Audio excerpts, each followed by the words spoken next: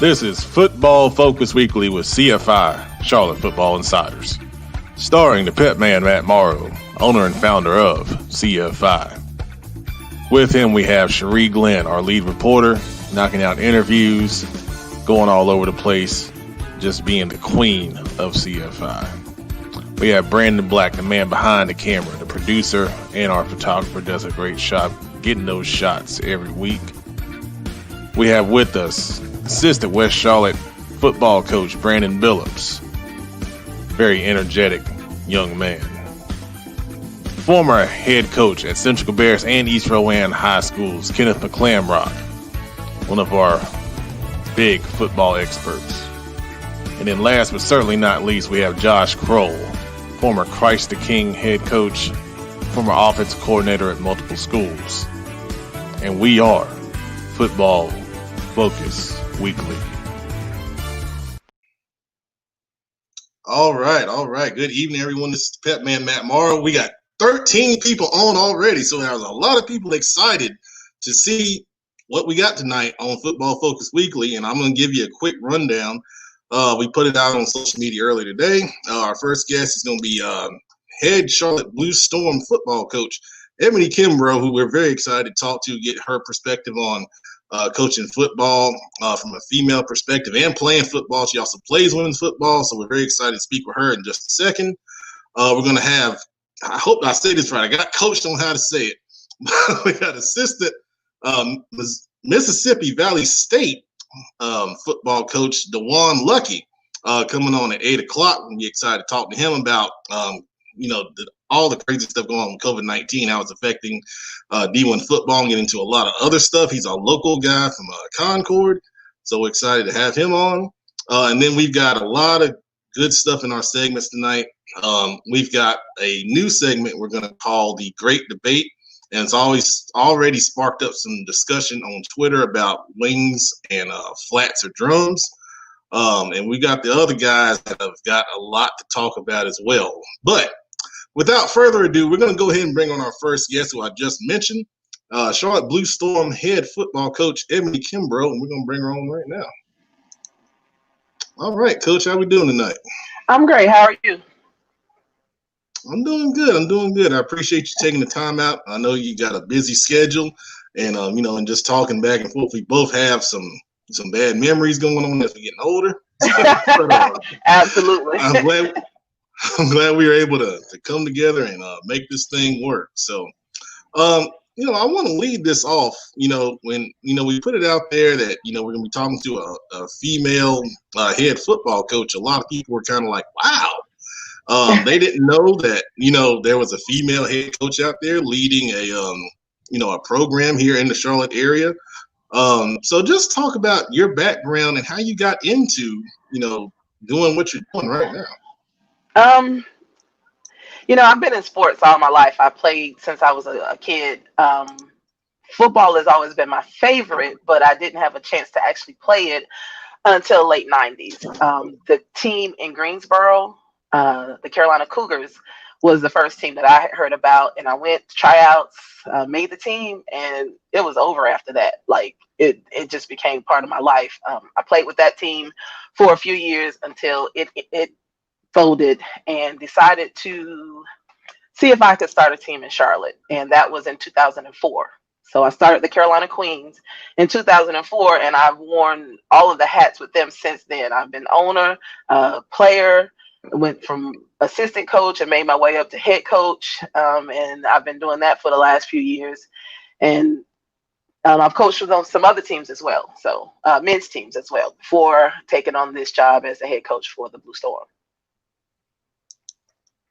Wow, that's awesome. That's awesome right there. So, as a head coach, we tend to, favor one side of the ball, offense or defense. Would you say, what's your specialty? Are you an offensive coach, defensive coach? What is your flavor there? Oh, I've been playing ball since 1998. And so literally there is not a position that I have not played. There's not a position that I have not coached. So I'm all over the place. I guess I equally love both, but if I had to choose, I'm a defensive Mhm. coach. I'm a defensive coach. Okay. Nothing excites me more than going out there and putting my hands on you. So I'm going to say defense. Nice. Nice. I like that. Awesome. Awesome. Good stuff. So tell us about the Charlotte Blue Storm. What is it? What kind of players do you look for? And how's your team going so far with COVID-19 and everything? Well, thankfully, we've been able to work around it and still have a season. Charlotte Blue Storm is part of the SMAC, which is part of the NIAA. It is an independent football conference, so to speak. This is the first year for Charlotte, so I've literally had to build this program up um, from the ground up. In our conference in the SMAC, there's teams, team here in Charlotte, there's one in Rock Hill, one in Union County, Greensboro, Columbia, and upstate, which is basically Greenville, Spartanburg area in South Carolina. We are 3-1 and going big game, big game this weekend. This Sunday, actually, whoever wins this game either will be in number one place or there'll be a three-way tie. So it's a pretty big game for us Sunday. And we really need to come out on top. It is a men's junior college football program. And right now we don't limit the players that we look for. What we really would like to do is give a lot of players who haven't had a chance to go to a D1, D2, or even a D3 school a chance to get things together and be looked at to be able to go forward into the next level for them. That's our main goal. Very good, very good. And I'd heard of it, and I knew that it was a JUCO setup, but I wanted the public to hear it straight from you. So where do you guys play? And being 3-1 is awesome. I mean, where could people come check you out?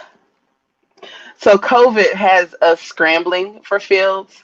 Right now, we're playing at a field that's in Gastonia. Okay. I'd have to look back at I don't even know the name of the field. That's so sad. It's off of Chapel Grove School Road. That's the best I can tell you. And I know that sounds kind of sad, Okay. but I mean, No, okay. it's a challenge for me. Like my women's team, I've built up my reputation as far as using fields in the Charlotte area, and I pretty much can go anywhere. But right now, with COVID and the restrictions, we aren't allowed to. So having a hunt for a field is killing me. It's just something I'm not used to. I'm used to being able to decide we can, go wherever I want to go. And it's killing me. I hate having to do this to the guys, not being able to say, hey, this is going to be our definite home field. But they're resilient. They're just like, coach, wherever, we don't care where we play. We'll play in a parking lot. We're just ready to play. So it doesn't matter to them. That's awesome. That's great. That's great. That's when you've got them bought in too.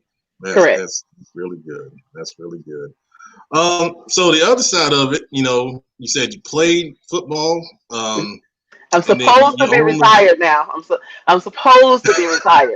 I've been trying to retire for the last 5 years, and every year I wean myself off a little bit. I play a little bit less, a little bit less, a little bit less.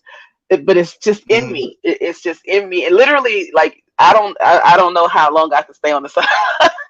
I don't know. It's a little tough for me. I mean, I get excited. Like even now in practice with the guys, like I demonstrate on them all the time, and they like, Coach, why are you so strong? Why? Because you guys don't understand that this is what I do. This is my life. Football is everything to me, and the fact that we haven't been able to play, unfortunately, my women's league had to cancel their season because we play spring ball, and it's just in me. So I'm trying to stay retired. I'm supposed to be retired. I played 20 plus years, so there's nothing wrong with me physically. I could play. Mentally, I'm saying, go ahead and sit down.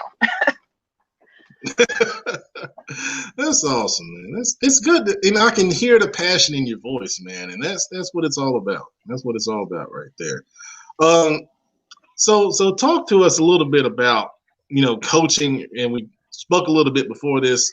Coaching men, coaching women, and coaching in general. What are the challenges from a female perspective for you? When it comes to football, automatically society has a issue understanding that women can know this game as well as men. Having been a player in a women's league and then owning my women's team, it was accepted a little easier simply because I was playing and then now I'm coaching women.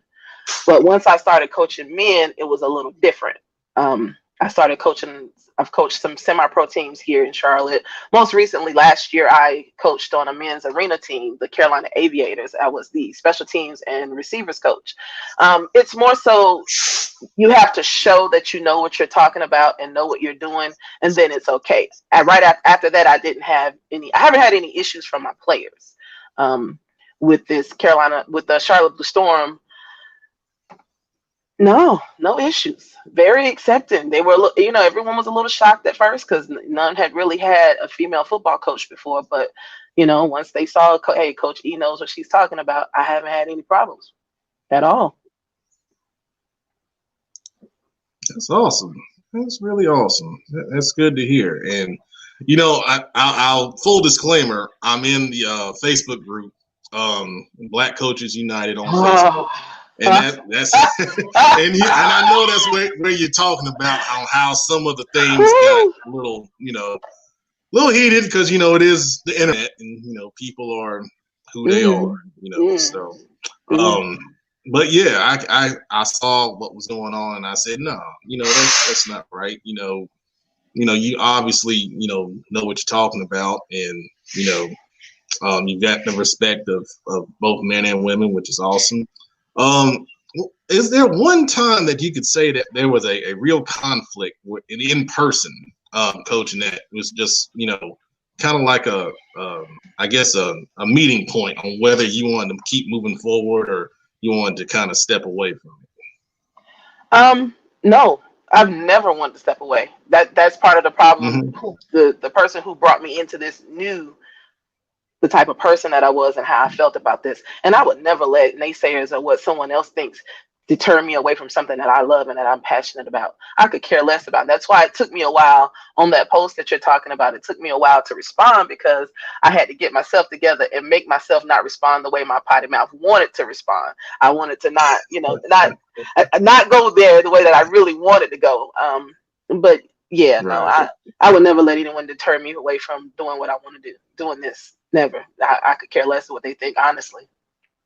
And apparently it was brought to my attention that there has not been, I know several of my friends have coached female friends have coached on college teams, but apparently there hasn't been a female head coach on the collegiate level, even on the junior college level that we're on. There hasn't been one. So apparently it's me. And I haven't really thought about it. I haven't made a big deal about it, but every day people are calling me about it, and it's cool. I'm just trying to push forward, women in this sport. Awesome, good stuff. That's excellent. So as far as players, like we mentioned earlier, where can players kind of go and find out more information about the Blue Storm if they're interested in going the JUCO route? And coming to be a part of your program. We're on social media. We're on Facebook. We're on Twitter, Instagram. They can go on there and get contact information, send a message that comes directly to me, and I will reach back out to them. Perfect. Okay, and we'll share that out once we cut this up and tweet it out. I'll put that on. And I should say, in case there's a question, grades and test scores, those things are not important to us. Because we have a lot of players who have the ability to go to the next level, but maybe didn't do what they were supposed to do, or maybe struggled a little bit in those things. And that's what we're here for. We're here to help them advance to the next level. So don't worry about grades and test scores. Okay, awesome. So the last thing I want to ask you before I turn over to the panel to see if they've got questions. So you played pretty much every position on the field. What was your favorite position to play, and why was that position your favorite to play? I'm gonna have to say DN. It's absolutely my favorite because I know I sound crazy when I say this, but you just don't understand how excited I am to be able to come at someone full speed. My problem is I play with reckless abandon. I don't care about hurting myself or anything when I'm playing. So Yeah, but I'm not a junk talker. I don't talk a lot of junk on the field. The most you might hear me say, if I'm playing D, and I might tell the QB, girl, I'm gonna come give you a kiss, meaning I'm gonna probably come try to take your soul out your body. But yeah, DN is my favorite.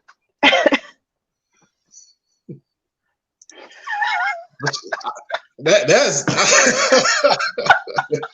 I like that. That's awesome. That's awesome right there, man. I'm very physical and very aggressive, so football is the perfect sport for me.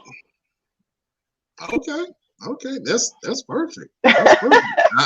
I played DN a little bit, but I was more of a D tackle myself, so I didn't get to make a lot of kisses, unfortunately. I just I'm gonna send you some photos of me at DN later on, so you can see what I'm talking about. Okay. So you can see that form. You can see that they got to double team me to stop me. I'm gonna send you a couple of photos. I look forward to it. I love to see it. That's awesome. That's awesome. I think we've got a question here from one of our resident football experts, Kenny McClamrock, and I'm gonna bring him on right now and let him ask you. Okay. Coach, how are you? I'm good, Coach. How are you? I'm well, man. Thank you so much for being on the show. This is really awesome. And I'll tell you why, a couple of reasons. A couple of years ago, in my first head coaching job, I had a girl who came out for football her freshman year. She had played all the way up, and I was like, man, yeah, you're welcome to come out. Like, more to you. We'll get you a little place to change. I mean, we had to give her like a closet because we didn't have the space. Right. I was like, man, there's no way she'll play. She played all of her freshman year. No, she comes back out. She came out her sophomore year. I left the school. She played her junior year. She played her senior year. And maybe just before COVID hit, her mom sends me a message out of the blue and was like, Coach, I just want you to know that Montgomery, that was her name, Montgomery's getting ready to graduate from Marine camp, boot camp. And like, man, thank you for always giving her that opportunity. And absolutely. And now she's a Marine, who, all that kind of stuff. Awesome. But I noticed yesterday in Utah, this is crazy that you're on, but yesterday in Utah, a high school girl is suing her school district because she wants to have an all-girls football league. And she's saying that not having one violates Title IX. And so I guess my question to you is, what is the demand like for females playing football? Are you seeing a demand growing of females who want to play? Are they young females? Are they older females? What does that look like for you? Oh, man. So since I started playing back in the late 90s to now, it grows exponentially every year, the interest of it, especially young girls coming up. A lot more young girls are playing in Pop Warner and on up. The league that I belong to, the WNFC, we actually have a program called Got Our Back, where we highlight and we, go to bat for girls that want to play and help them with anything that they're trying to do, those types of programs. So that's what we're into. And yes, there is enough interest to have those types of leagues. Wow, that's awesome. Thank you. You're welcome, Coach. All right, so that was a great point and a great answer right there. Coach, man, this was awesome. I'd love to come out to one of your games, and I'll follow up with you after this because okay. I'd love to check you guys out and get some of you guys in action. See me on the sideline losing my mind. We've all been there. That's the last thing you have to worry about. We got one more question before we let you go, and I'm gonna bring on Coach Josh Kroll. And he's gonna ask you a question right now. Okay. What's up, Coach? How you doing? I'm fine, Coach. How are you? I'm doing well. So my only question is, man, what can we do to be advocates and be supportive of what you guys are doing and making sure, obviously, without stepping in and obviously trying to take the light from it, but to help to be able to shed a light on what you guys are doing? Because obviously, as a father, I'm getting ready to have my daughter. I don't know, my daughter may be interested in it. So right. I want to know what can we do. I have nieces and younger cousins and girls that are around my family, girls that are in my organization, my company, that work for me, that I would like to know what can we do to help to shed a light on what you and your organization, your team, and the entire league is doing so we can be advocates. Just promote it. I mean, just speak of it. Word of mouth, it spreads even wider. That's true for my women's team as well as for my JUCO team. So word of mouth, promote everybody. Your social media is so big right now. That's all we can ask people to do, and believe it or not, it helps. Certainly, done deal. Count me in. I'll make sure I follow you on Twitter tonight, and I appreciate it for sure. Thank you. No doubt. No, thank you, Coach. All right, awesome stuff. Coach, like Josh said, we are going to be definitely proponents of you and your program. Like I said, I want to come out there, take some pictures, shoot some highlights. We do that for our high school games, so Okay. I'd love to extend the same courtesy to you. Well, then you should definitely come this Sunday. Like I said, it's going to be a battle. It's going to be a good game. Awesome. So I'll follow up with you after this. Okay. And I want to thank you so much for coming on. I know we're getting a lot of good comments, across the platform, people watching and texting me and, saying that she's wonderful and, how can I get in touch with her and all that. So we'll send the social media stuff out there. And, okay. Once again, this was a pleasure. I really appreciate it. I had a great time. Thank you so much for having me. Thank you, Coach. We'll see you again soon. All right. You guys have a good evening. All right. You too. All right, so that was Charlotte Blue Storm head football coach Ebony Kimbrough. I mean, what? And some of the comments was she's the best guest that we've had, and that was awesome. That was awesome, getting a nice perspective on a female coaching a JUCO program in the Charlotte Blue Storm, and she's doing a lot of cool things, and it's really cool to get to know her and put that out there and. Hopefully she'll get a couple players that want to be a part of that and part of that experience. And that was really great. And hopefully we can get out there Sunday and share some footage and pictures, from that big game that they've got. We're gonna roll right into our next guest. So we're gonna deviate off the schedule a little bit. We've got a little extra time. So we'll come back to Pep Man's players if you're expecting that. We'll do that a little later on. But our next guest is ready to go.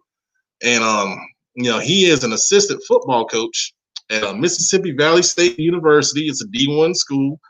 He's also a native of the Charlotte area from the Concord area.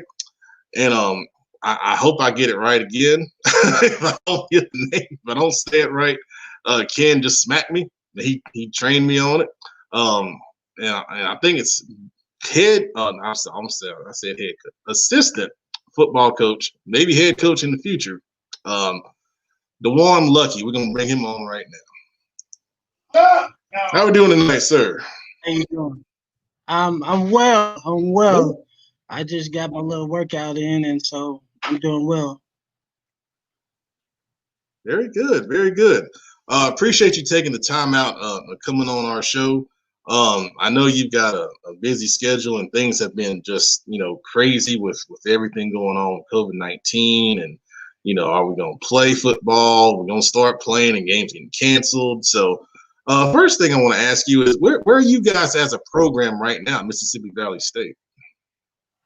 As a program right now, we just like any other program that's not playing right now. We just making sure that we follow the proper protocols that the NCAA laid out, what the university laid out.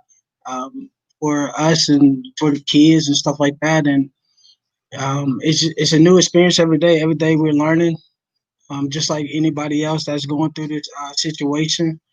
And that's really the best way I can really just answer that question because I'm not the head coach, and some questions I can't go really into details about.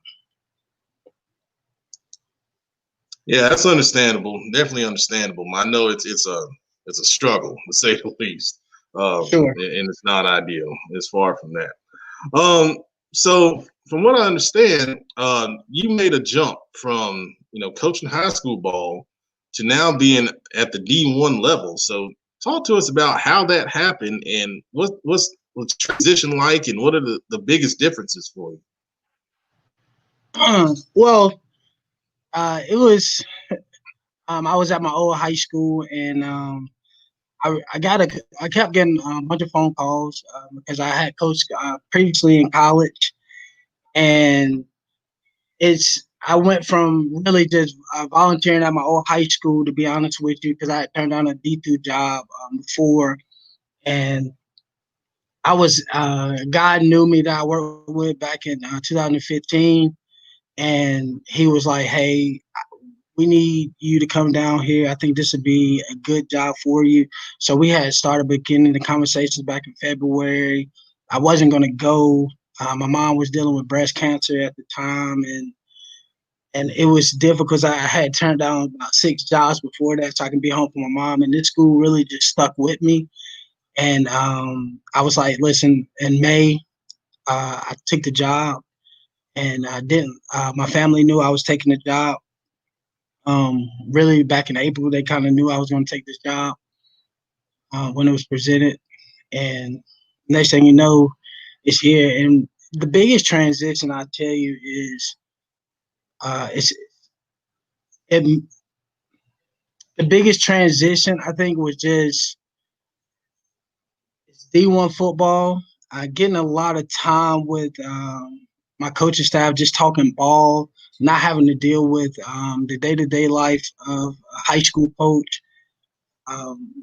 Not having to worry about, is this guy doing this or that? And I was working in ISS at the time, and it was just like I'm around a lot of guys that are a lot smarter than me, so I'm learning a lot. And so it was an easy transition for me because I had coached college before.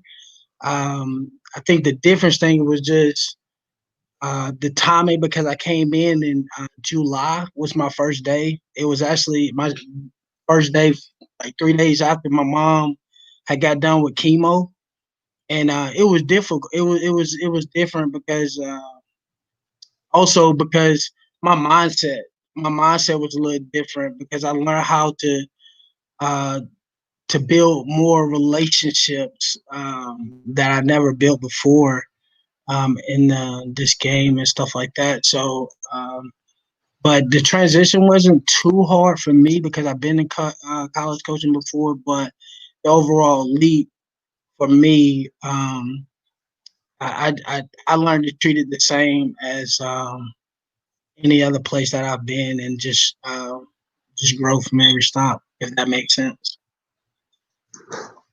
Absolutely, absolutely, man. That's awesome. I mean, I know a lot of coaches would love to have that kind of opportunity, and I'm glad you're able to get that shot. Um, so, in your opinion, what is the biggest difference between high school coaches and college coaches? Because I know there's, I can think of several, but just from your opinion, being on Right. both sides of the coin, I think the biggest difference between high school coaches and college coaches, I'm gonna be honest with you, is really you get a chance to build relationships with other kids in the county, especially as a college coach, than you would as a high school coach. One of the biggest things when you're a college coach, I need to know who every kid is in the county, and I need to know what they're doing, and just building a relationship with them. And when you build a relationship with them, you build a relationship with their families, and so you kind of get a better wherewithal and everything. Also, man, like I praise high school head coaches, especially in North Carolina, because if you got to teach 3 classes and stuff like that, and then go try to coach in the afternoon, not really having a staff meeting and stuff like that, that's difficult. And me, heck, my day starts at 5 o'clock, and that way I can just structure out my whole day. And so it's really like boom, boom, boom. And we're going into meetings and then meetings with our players and different things like that. So, but I think another thing is the difference between a lot of high school coaches is really just being around a lot of people that actually know the game. Because most high school coaches, man, if you can get 1 or 2 coaches that is very, very sharp, that know X's and O's and different things like that, you're really in a plus situation. Whereas college, man, you got to be around you're around a lot of guys that kind of know ball, and they, sometimes it's intimidating because you got a guy that's been in here 30 years and you don't want to say nothing to me, but you just soaking up all the information and different things like that. So I think it's just quality of coaches that you get. That makes a lot of sense. Absolutely. That's a great perspective right there. So you're a local guy. You're from Concord, right? Sure. Yes, sir. And where did you play and what position, and what's kind of your background, and so people that are watching can kind of put a face to a name and maybe even link up with you. Well, I played at Concord High School, graduated class of 2006. I was able to go to college in JUCO in Pearl River, Mississippi. Didn't get a chance to play, so I went to Western Carolina, where I became a student assistant, and that's where I kind of started my coaching opportunity back in 2000 and I want to say 2010. And from there, I moved around to North Carolina A&T was my first stop as a GA. I went to Cabo College as a QC. Went to Limestone, where I got my start as a position coach in college in 2015. And then went from there. Then I went to Central Cabarrus. Then I went back to college. Went to Virginia Union. Then going back to high school, went to Concord, and then back to now here, going to my second year at Mississippi Valley. Excellent, good stuff, man. That's. I mean, I think some young coaches think you can just jump in and just rise immediately to the top, but I mean, the way you described your road right there, it's a winding road, man. If you want to get to where you want to go, you got to go through the grind, right? Oh man, it's definitely a grind. I can honestly tell you, like, just starting out from the bottom of the barrel to where I'm at right now, like, it's really a testament to God and also my mentors that have helped me get to where I'm at right now. When I first got into this game, I was just like in over my head, and I was just really just known as a guy that can recruit. And now it's just like, now I'm a guy that, when we talk, it's like, okay, he knows ball and different things like that. He's not only just a recruiter. And so I had to prove myself, man. And it's just a testament to just burning the midnight oil and just really just praising the God that's up above, because, he's created this path for me. And I promise you, I would not be where I'm at right now. And if it wasn't for him, and also my hard work and the guys that, were able to get in my ear and say, hey, do this, do that, and help me grow as an individual. And the biggest thing I take from what you just said is being humble. I think we run into that a lot with some of our young coaches. That's trouble with being humble and doing, some of the smaller tasks in order to get tasked with, more responsibility. Like you said, you being a recruiting coordinator, that's awesome. Speaking of recruiting, I want to ask you two things about that. The challenges of recruiting in COVID-19, I know, are immense. Just talk a little bit about that, and then just some general recruiting tips for players, because we have a lot of players that come on and watch our stuff, and they're always trying to figure out the best way of how to get in touch with a college coach. What are they really looking for, especially with COVID-19 going on? What's your thoughts on that? All right. So the first part is this, like, different on all levels for all of us, and it was new, but it was actually a good thing in a lot of ways too, because what ended up happening for us and for every kid out there, I'm gonna tell you this now, every kid got evaluated. I don't care where he was at, because coaches didn't have nothing to do. And the biggest thing, I promise you, and I actually told some parents that I knew locally, I was like, yo, delete your son's highlight tape. If they were a sophomore or something like that, I was like, if I watched everything, I was like, delete it. I was like, because you don't want, if I'm evaluating, I'm saying delete it, I'm giving you advice to delete the film. Just wait till your junior year and put out a better product, because Only thing coaches had to do was just sit there and just watch. And it was just like, it was boring and exhausting. But it helped us do things like this and to Zoom with kids and basically do tours. We had to set up tours with our university.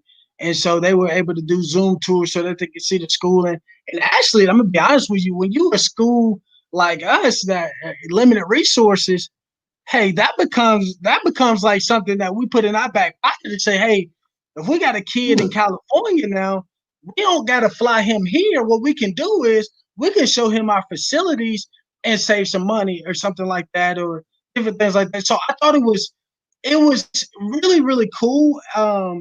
But it helped us to continue the trend, and that's the power of college coaching, is like being able to talk to other coaches and see what they're doing, and basically being able to relay the message and be a copycat league.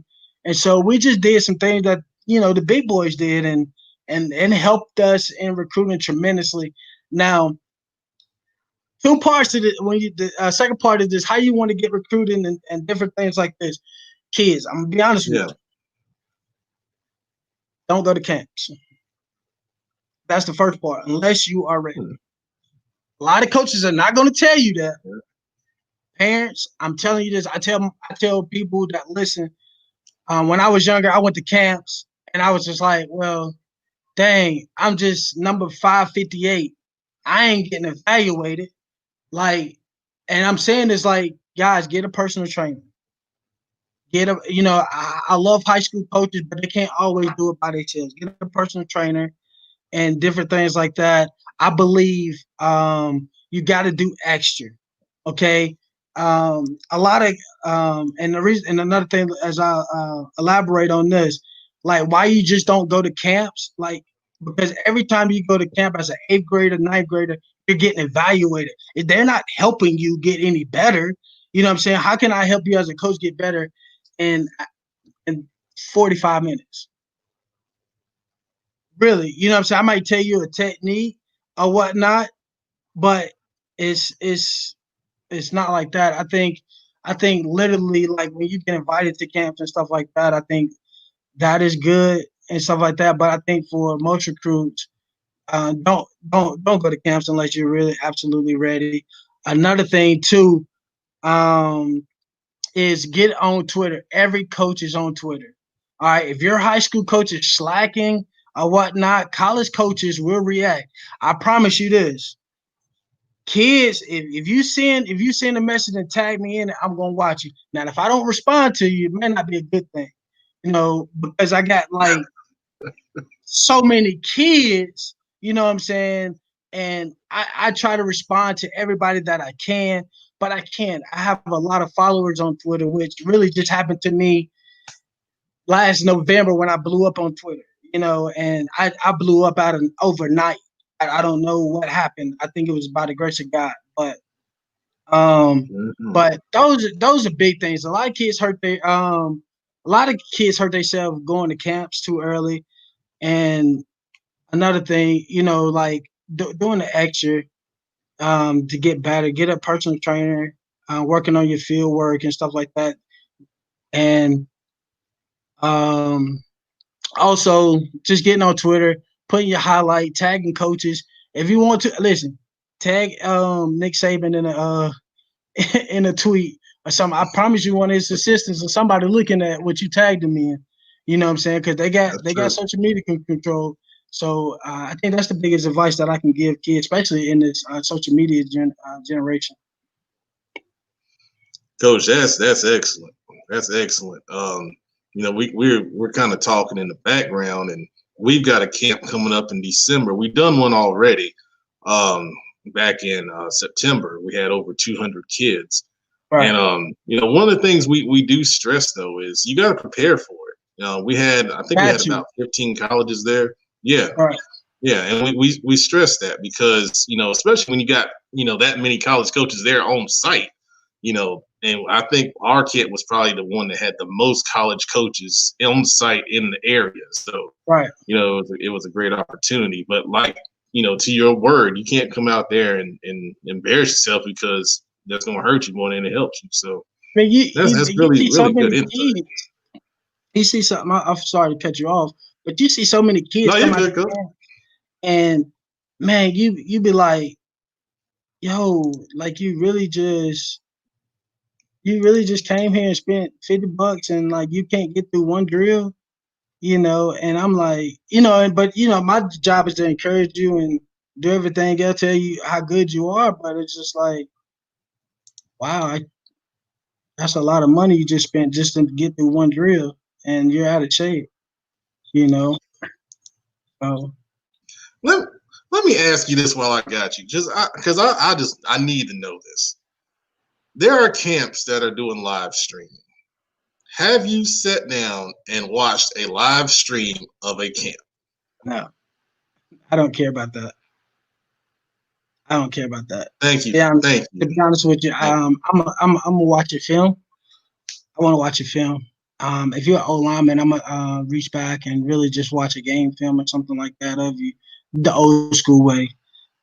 Just because we got limited resources, so we got to be really good. Now, when we're watching a skilled person, I'm telling you, I'm gonna find out in about 6 or 7 plays how good you are.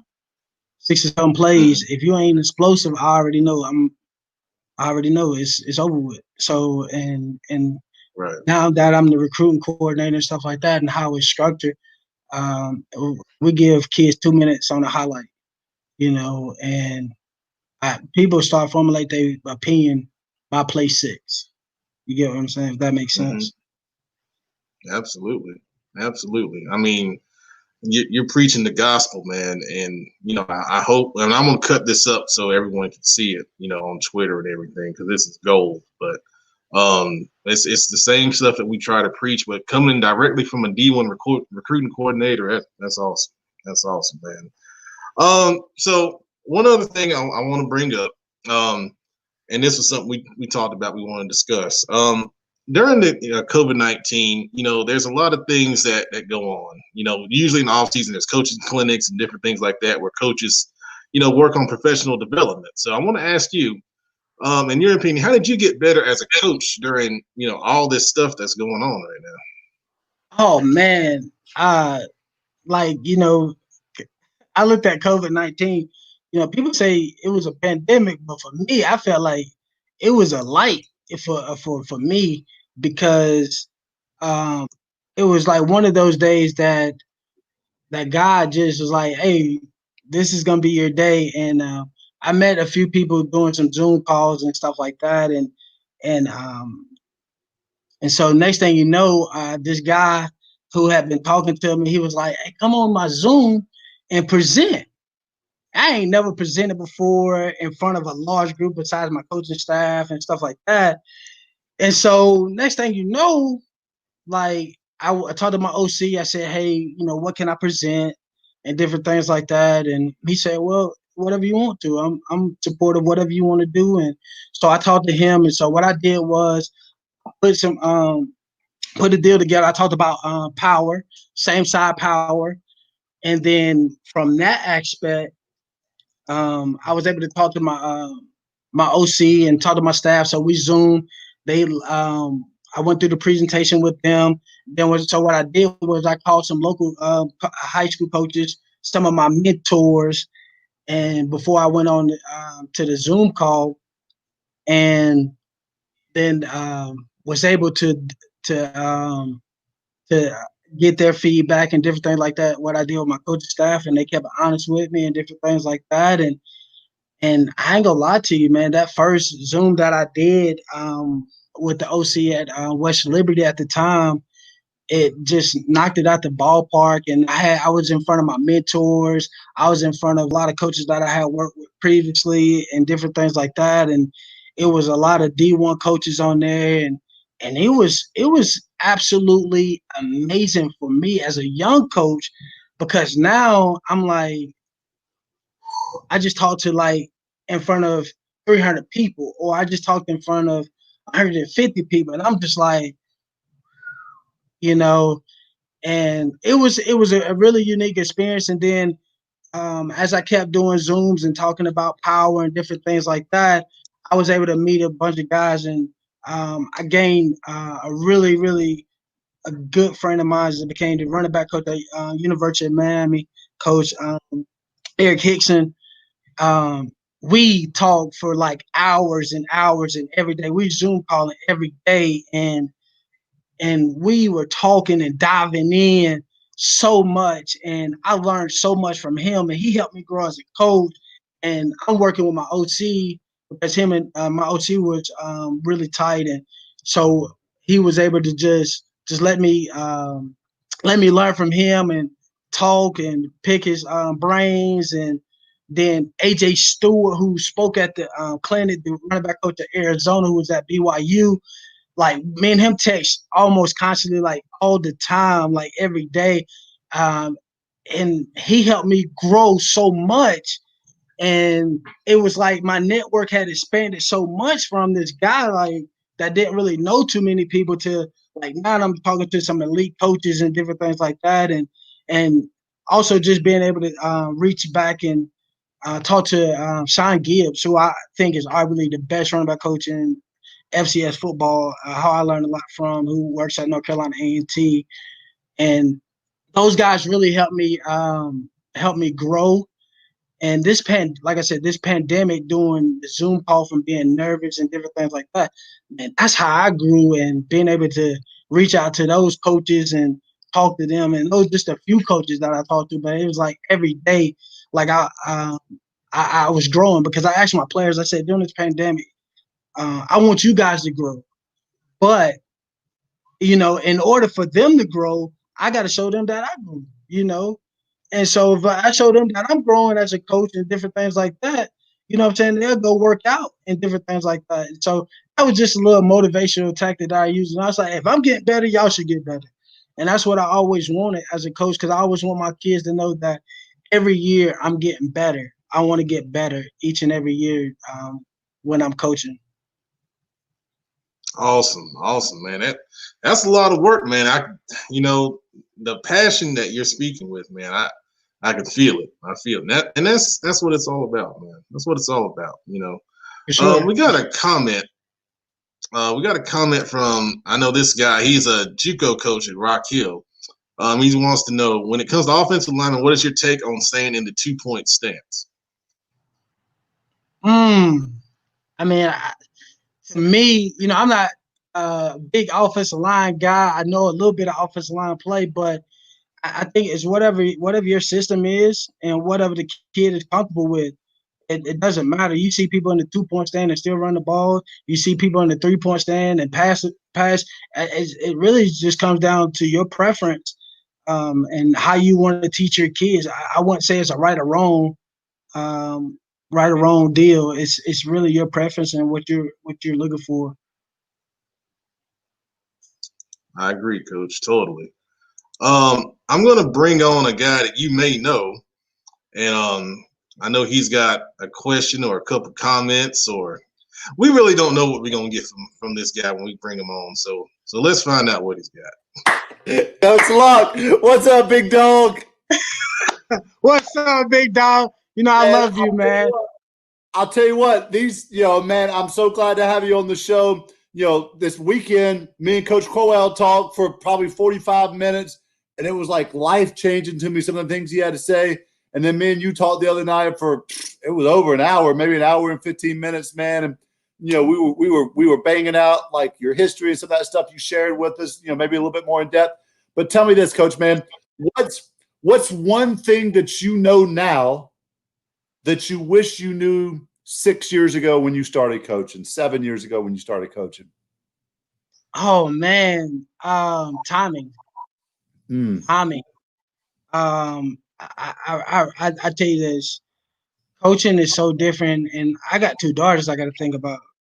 So it's like when I was young, just being a firecracker at times, it's just like now, and I'm like, I'm more wiser with some of the things that I might say or things like that, just more conscientious. But I'm always humble, because this game will humble you real quick.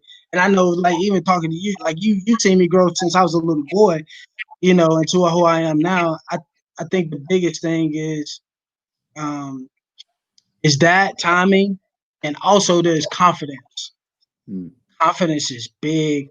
And one thing I learned is as a coach, and if I ever get a chance to be a head coach, whatever coordinator, is I will allow young coaches to be young coaches because young coaches have great ideas, and I would never steal their confidence away from them because that's all they got.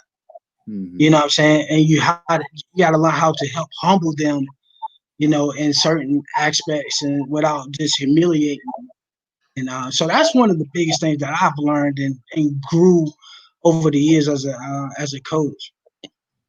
Well, I'll tell you, I used Coach Coyle's talk and I in class this week. I used the talk that me and you had in class this week. Man, once again, how much I love you. How proud I am of you. But once again, that whole perseverance thing, man, that you talked about. I mean, you have been Division II, you've been at a GA, you've been at a quality control, you've been fired from jobs just like all coaches have, and You've had to go down to high school, and then you worked your way back up, and but you always kept your head on your shoulders. You've always had your goals and your dreams in front of you, and you've always grinded, man. And I'm excited to see where you're headed. And I love you, man. Oh man, I appreciate you, man. And like you said, I know I didn't get a chance to really just address that with Coach Pep when he was talking about with Coach Moore. He was talking about the difference. Now that's the difference. Like when you're in college, like when we went 7-4 at Virginia Union and getting fired, I was like, oh, what? You know what I'm saying? It threw me by surprise. I'm like, what? You know what I'm saying? Because we knew we had a championship team that next year, and you get more job security at the high school level, even if you don't win games and stuff like that. So, but I appreciate you, Coach McClaren, man. I love you. You're like a mentor to me, a big brother to me. Every time I call you, pick up the phone, and I really just thank you for everything you've done for me. That's what's up. It's great stuff right there. Thank you, Ken. Appreciate that. Coach, this has been awesome, man. You gave us so much gold tonight. I think that the cup is just running over. I'm going to cut this up into like 5 or 6 different things to try to get it all out there, man. That was beautiful. Man, yeah, absolutely. And hopefully we can get you back on when things are a little more, normal. And we can talk some more football and everything, and get you back on the show, man. But and I got to get you an invite to the camp too. My goodness. I've got your contact information now. So yeah, I appreciate you guys so much. And I know I was nervous at first, the first 2 questions and stuff like that. You know what I'm saying? And sometimes that just happens with me because I'm still growing.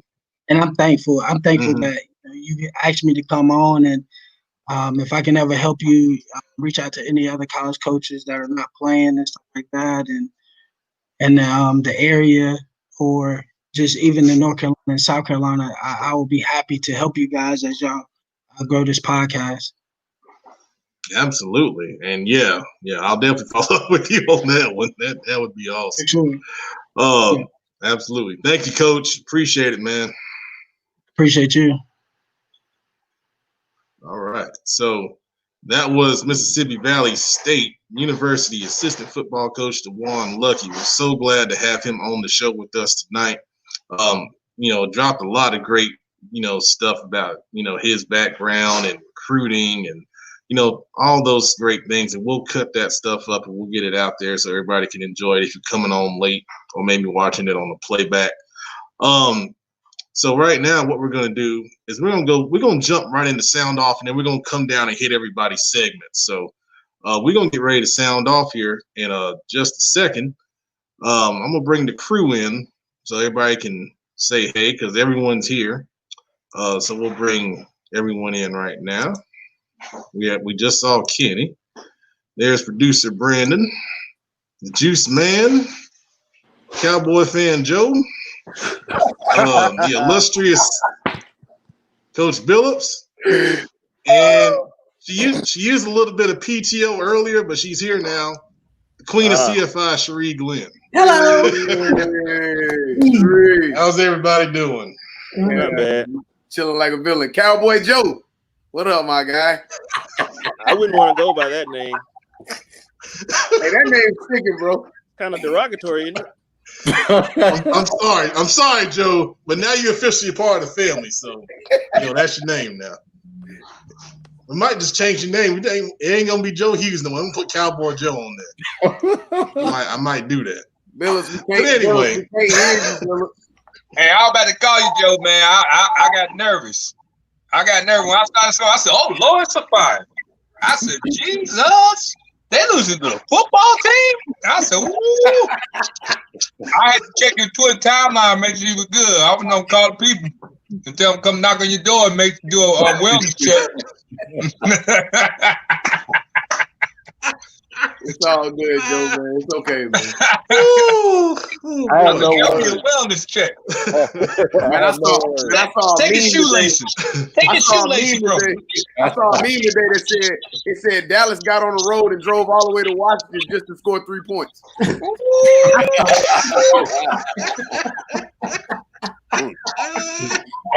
Hey, Zeke gotta take that tattoo off. Wait, hold on. We got a Washington football team fan. Washington football team fan commenting. My friend Nikisha. Man, Nikisha, you know better. She don't even hardly watch that often. So first of all, Nikisha, don't act like that now. First of all, time out. Who screeched like that?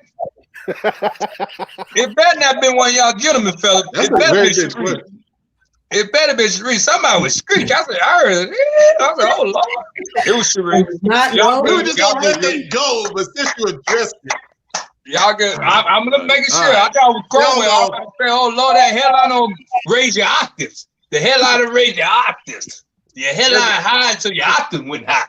There's a better chance of that being you than it is me, bro. No, man, I got too much bass in my voice like Jason. Are you ready to sound off? Let's get it, man. All right, Bill, you're gonna get the mute button if you keep on. Juice, you ready? I'm ready. 2 minutes.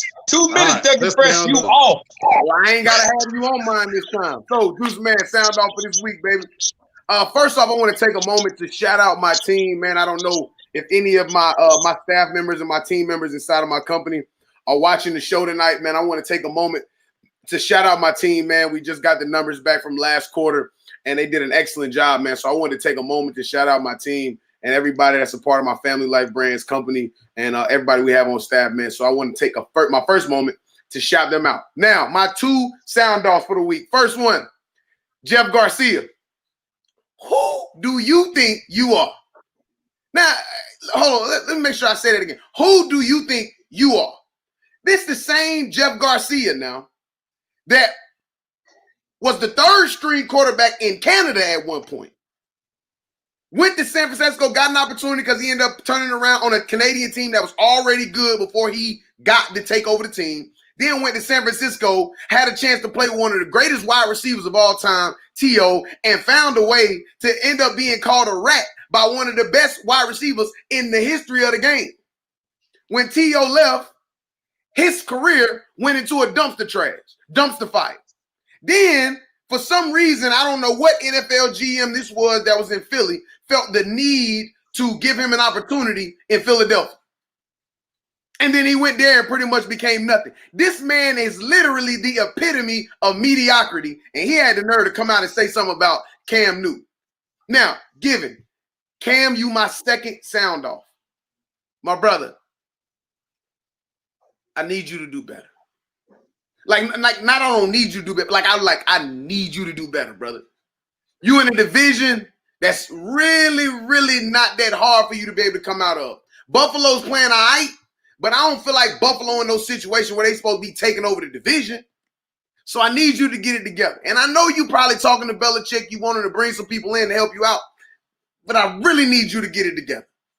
Because one of them interceptions that you threw to Warner, that was terrible. That wasn't, they ain't had nothing to do with the receivers. That was all you. So Cam, if you could, please, because the same way everybody else feels about how they feel about LeBron James and being fans of LeBron James in basketball, I'm a Cam Newton fan like that. I don't have a favorite team. I ain't had a favorite team since 2001. I haven't had a favorite NFL team since 2001. And so when you came in the league, brother, I was a Cam Newton fan and still am a Cam Newton fan. I ain't giving up on you yet, brother. But this week, you got to get it together. That's my sound off for the week. You heard me? We heard you. Absolutely. I totally agree with that, man. Cam is just terrible. I mean, that, and people talking junk about him like, yeah, and I agree. Jeff Garcia? Yeah. I mean, come on, man. I don't know who he think he is. Yeah, that was spot on. Spot on. All right, we're going to go to Cowboy Joe next. We'll go see what he's got to say. All right, here we go. Anyhow, gonna take a side detour and talk a little bit about baseball. Of course, baseball ended last night. Of course, the Dodgers won the World Series. Cool. They weren't the Braves, but that wasn't even the main thing we were thinking about last night. We were watching Justin Turner. In the top of the seventh, he was taken out of the game mysteriously. We find out later after the game, hey, this guy tested positive for COVID. All right. We expect him to be quarantined. We expect him to be somewhere and maybe at his team hotel waiting for his teammates to come back. 20 minutes to midnight. I turned on my TV. Who do I see on my TV set? Justin Turner holding the World Series trophy, giving teammates hugs. What's wrong with that picture? Everything. Major League Baseball put a bunch of protocols in place to try to prevent people from the potential of being anywhere. Oh my God, we have the caption Cowboy Joe on there now. Good grief. And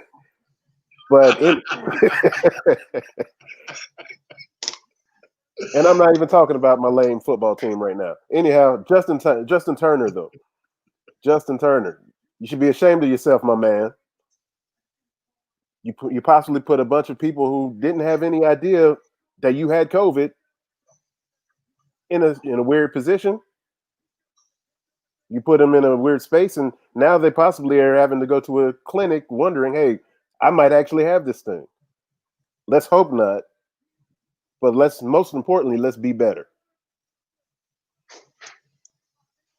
Well said, man. Well said. I mean, I know the Dodgers, hadn't won in 32 years and everything, but I mean, good gracious. I mean, this is a life-killing disease out here that we don't even have a cure for yet.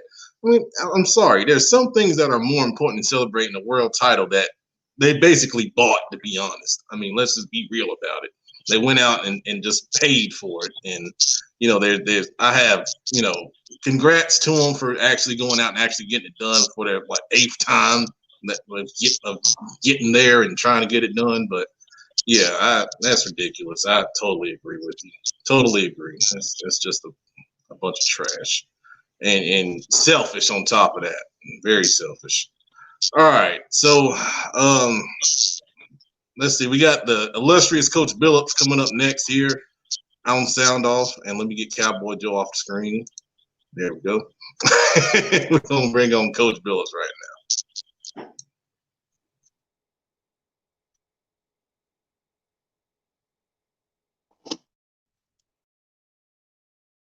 What did I tell y'all was going to happen on Monday Night Football?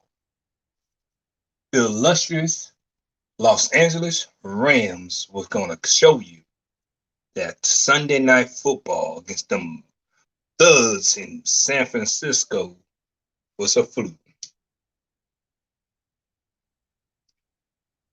LeBron, Mookie, Jalen's don't do the impossible. We're going to sweep the championship run, and my Rams are going to be the Super Bowl champion this year. I am going on record right now saying my Rams, you crown them. We're about to be the Super Bowl champions. And I'm tired of the disrespect of the illustrious University of Miami and Coral Gables. You see the 1, 2, 3, 4, 5. Clemson, you're on the clock. We will see you in the ACC championship game. Carolina, cute victory on Sunday. Oh, well, my fault, on Saturday. Not the Panthers. They're terrible. But it's okay. I don't trust nobody with 2 gloves unless your name is Kurt Warner. But Ram Nation, we know who house it is. That's my sound off.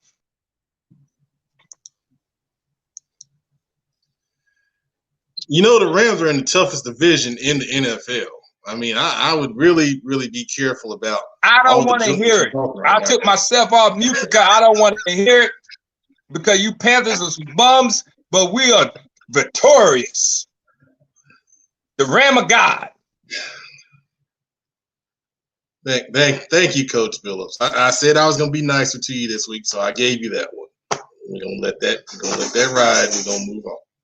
All right, Queen of CFI Sheree Glenn is up next. Give her sound off, and let's see what she's got. Why do you always bring me on after that, man? I don't want to. Don't ever do that again, because I don't want to have to come on and defend my Panthers before I even go into what I'm talking about. Anyway, no. But my sound off this week. I actually had a couple. First off, the Panthers came out and said that they cut Eli Apple. And, a lot of people were supposed to be shocked by that. And I actually was not. And then, as I did a little bit more digging, found out that, he has, in fact, been injured, most of the time that he's been, on our team. So we hadn't really seen anything from him anyway. And our team is starting to, they're not perfect. Our defense is pretty bad in some areas, good in other areas though. So, I commend them on that. Also, we have designated CMC to come back for Thursday night. We're not sure if he's going to play. He may not play. Mike Davis has been doing a great job. But, just applaud my Panthers for the effort that they've been putting in so far this season. I'm with you. Appreciate, all the updates there. I did not know we cut Eli Apple, but you're right. He wasn't playing anyway, so. No big loss there. That's okay. Rasul Douglas has been stepping up, so hopefully he'll get healthy and he can, come back and help us out a little bit. All right, good deal. So we are going to move on to Kenny McClamrock and see what he's got on sound off this week. Here we go. Pep, some people may not know this, but I'm a history guy. I love studying history. In fact, you can see some of my collection of books behind me. And this is what I know about American history. Throughout the course of America's history, there are a couple things that you didn't want to be known as.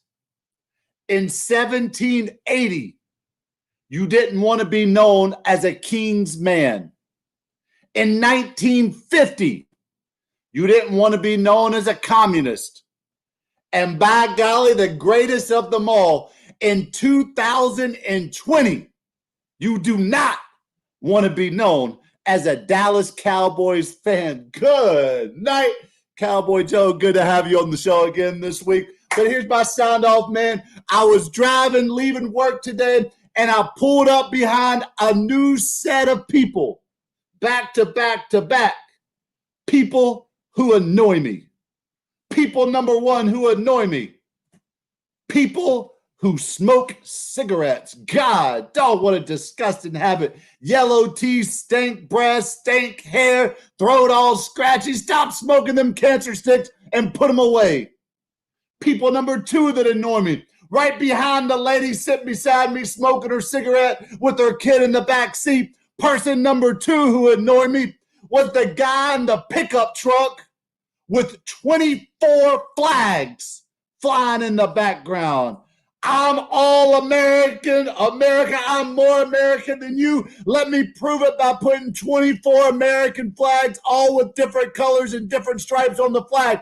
Let me tell you something, Mr. American Dad, Mr. I'm more American than you. You haven't read the United States flag conduct because it says that flag is never supposed to touch anything underneath it. And every time you stop at that light, your flag is touching your bumper. It's touching that dirty truck that you ain't never washed in 3 years that you go mudding on in the weekend. Get that crap off the back of your truck. You annoy me.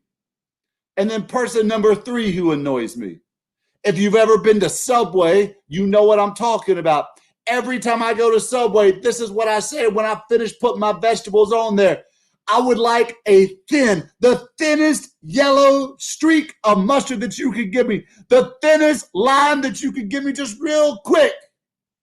And it never fails, Mr. Subway sandwich artist lady. You are always going to go 6 times later. And then you're going to look at me like, is there anything else that you want on your sandwich? And this is my response to you. No, I would like you to take off all that mustard I just told you not to put on there. You didn't hear me say the thinnest line of mustard that you can put on there? Take all that stuff off there and start over again. People who annoy me, Pep, I'm out.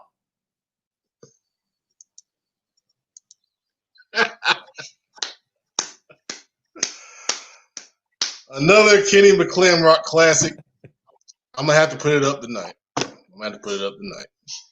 That's okay, Ken. I don't have to be at work till 8 tomorrow, so I got some time. Thank you for that. That's awesome. All right, Brandon, producer, you get to follow that. Good luck. It's cool, man. I don't have any sandwich controversy, but that was pretty entertaining. Now I'm gonna start off by saying this. I understand the importance of it.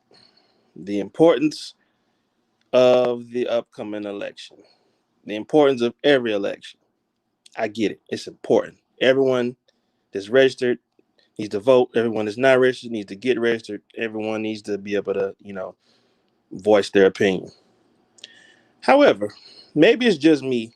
Maybe I made some mistake. I checked some box at some point. But where did I agree to get 211 text messages a day about the election? What did I agree to get calls every 7 seconds? Different phone numbers popping up with text messages. Where did I agree to that? I mean, someone help me out. Maybe I checked the box somewhere. Maybe I, auto-enrolled in something somewhere, or maybe they just can do it. I don't know. But man, it just makes you just be glad that the election's about to come and go, because I don't get it, man. It's just all kinds of numbers popping up, phone calls, ads everywhere on YouTube, ads everywhere online. I'm just ready for it to be done, man. That's all I got to say. Brandon, I got a joke I'm gonna tell you after this. I got a theory on that. But here's what I'm gonna say. Here's what I'm gonna say publicly. Okay. I think every ex that every man has ever had has some kind of system where they can input our cell phone numbers. No offense, Cherie. There's a system where they can input our phone numbers, and they just say, hey, spam this number right here because I didn't like him and we broke up and he deserves hell. So, but anyway, I'm off my filter there. Thank you, Brandon. That was very important. And I agree. It's very annoying. Right. All right. So here from my sound off, I promised it last week and I didn't get to it last week, but I'm ready this week. And these are Pep Man's chicken wing rankings. And there has gone into this for 2 weeks, a lot of research, a lot of taste testing, which I'm very good at. And here's the comprehensive breakdown of my best chicken wings. All right. No, I got somebody laughing at me in the background. Number 5 is okay. Number 5 is BW3.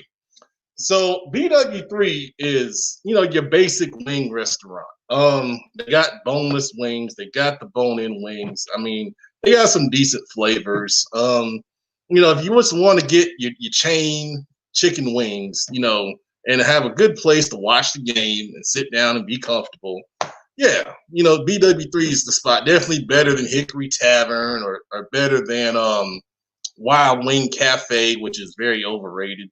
I know they got the lunch buffet. Well, before COVID, they used to have the wing buffet and all that. But I mean, I'm sorry, you have a buffet of wings and you're still not popular and you're not full at lunch. They ain't that good.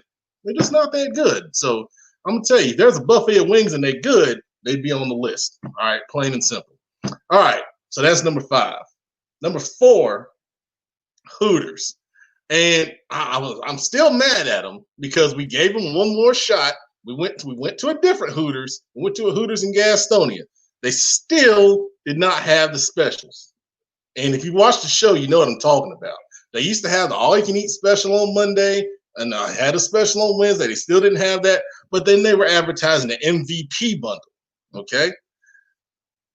They got it wrong in the restaurant, and Brandon can attest to this because he was there with me. You're supposed to get 22 regular wings and then 20 boneless wings, both of them with sides for $40. Not a bad deal. The restaurant said you get 22 bone-in wings or the boneless wings. How's that a deal?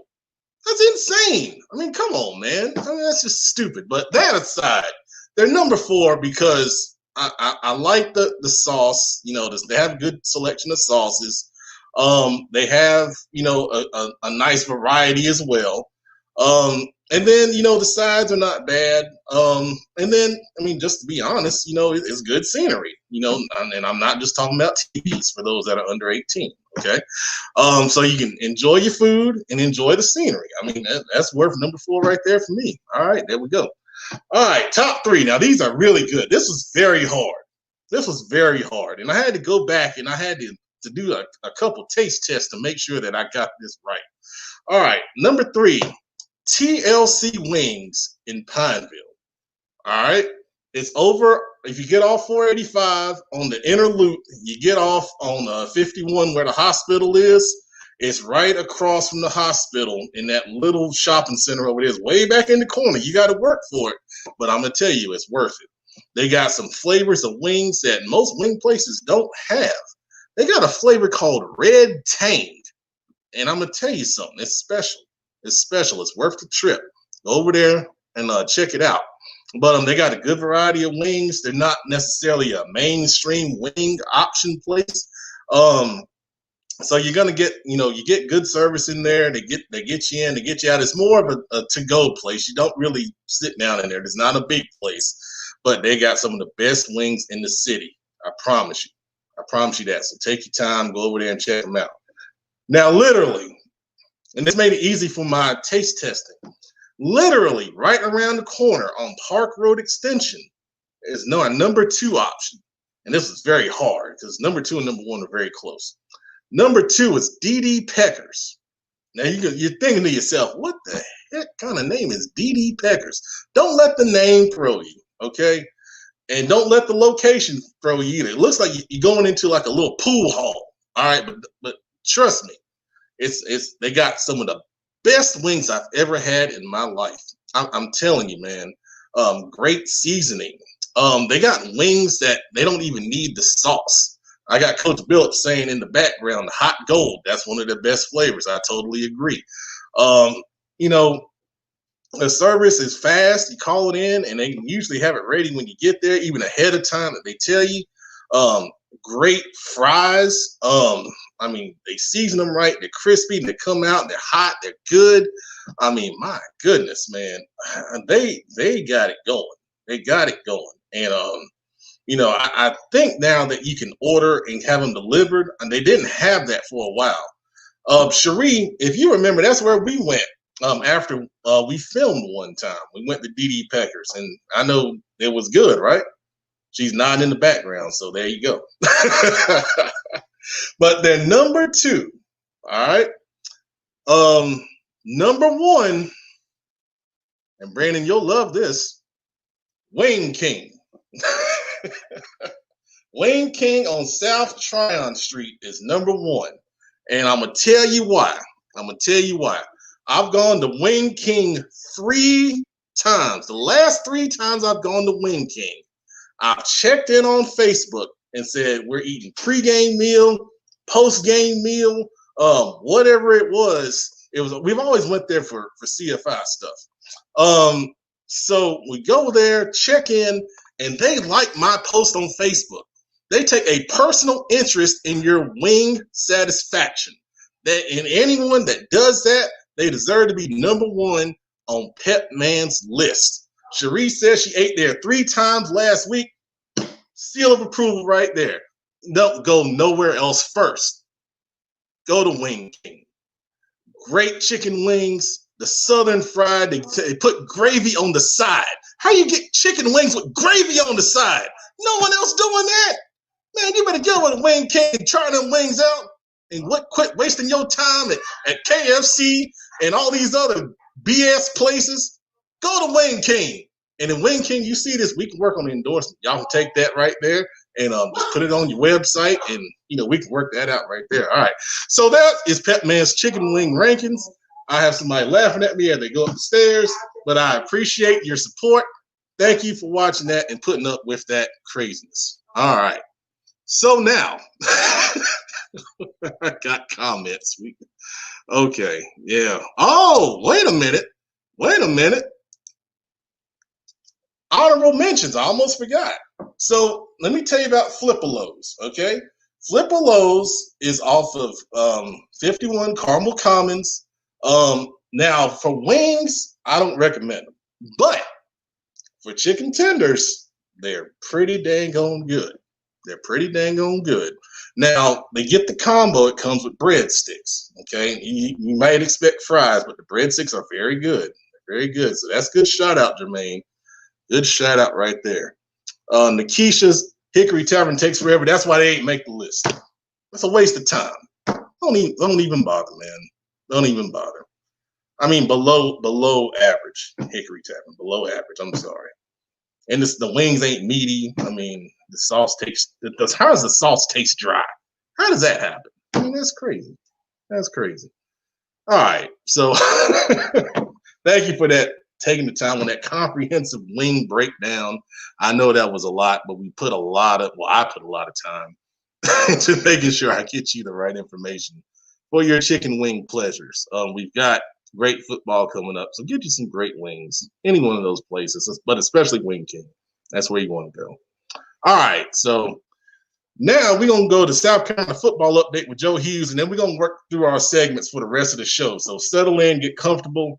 We're going to bring on Cowboy Joe here in just a second to get his still shaking his head, to get his thoughts on South Carolina football.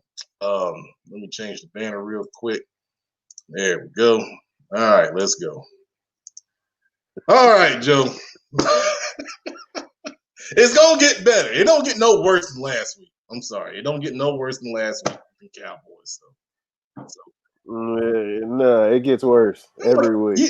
You don't believe in Danucci? Your third string quarterback. His last. Let's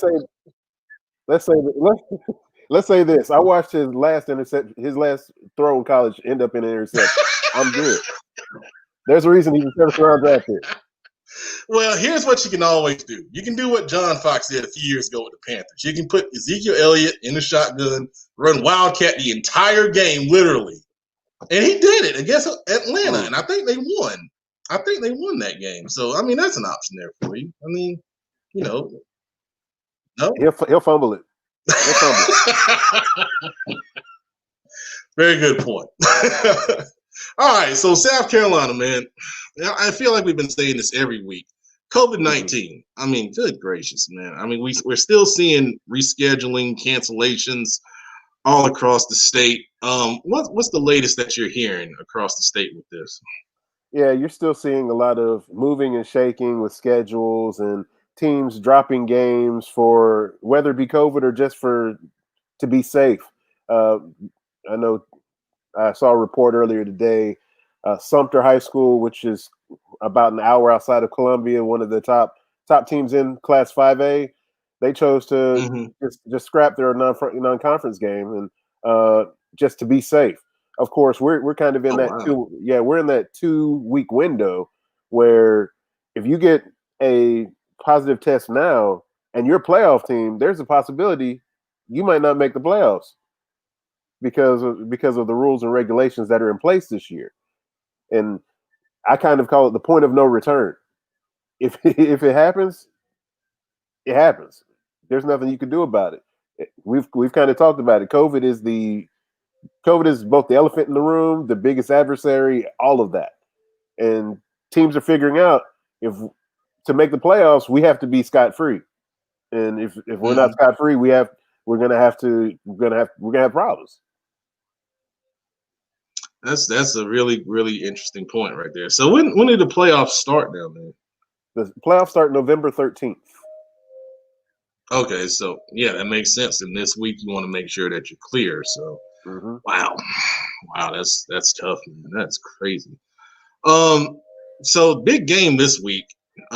Dutch Fork coming up to Rock Hill to take on South Point. Does South Point have a chance at an upset in your opinion? They're going to have to play better than they did against Northwestern, and that's for sure. Of course, Northwestern really shut down a little bit of everything that they wanted to do, and nobody does that better in taking away what you do best than Dutch Fork. And then Dutch Fork does everything well. And it's crazy to think that a team scores 41 points, wins by 34 points, and you consider it a bad game for them. Dutch Fork last week, quarterback threw for 334 yards. A receiver had 10 grabs for almost 200 and two scores. Then you have a running back that ran for 19 times for 130. So even when you do everything right, they're still that much better than you. And as I've said, they're still my odds-on favorite unless something happens that unfortunately we want nothing to happen in regard to. Right. Very good points. Going forward, man. So I hate to go back to COVID, but I just want to make sure that everyone watching kind of understands this. So the way it works in South Carolina is if a team gets a positive test in the playoffs, they're done, right? Yes, they forfeit. So if a team gets it before the playoffs, so like in the seeding process, if they get it, so that team goes away, but does the next team get in, or does that team that they would play get like a first round bye or something? I mean, what's the process there? Right now, it's a first round bye for the team that they would play, because of course they qualified. They qualified for that spot. Right. Yeah, because I was seeing some discussion back and forth on social media about how some teams had good records and may not get in, but then people were saying, well, this team and this is so 2020. They were saying if this team gets COVID, this team could get in because this team would lose a spot and then the next person would slide up, and I mean it's insane, man. God almighty. Yeah, and there was one particular region where you heard a lot of talk about that, and that was the region in 4A with Greer, Greenwood, and Greenville. All three of those teams ended up with one loss. But you're going to have a Greenville team that's darn good not going to make the playoffs because of the tiebreaker scenarios. That's crazy, man. That's crazy. Last thing I want to ask you, man, some of the best players you've seen in South Carolina this year, in your opinion. It's hard to go against the Dorman guys with Zay Foster and Chance Black. They're probably two of the fastest guys that you're gonna see. They look like college guys playing high school ball, and they are that good. They are that good, and they play Burns this week in a game that's going to go a long way to deciding who wins the Region 2 championship. Let's see who else. I think we've talked about J.J. Jones at Myrtle Beach. Great wide receiver going to North Carolina. He's going to do great things there. Ryan Berger, his quarterback, who came in last year under circumstances that were anything but helpful for him, and he's turned into quite the quarterback and will be key for them. So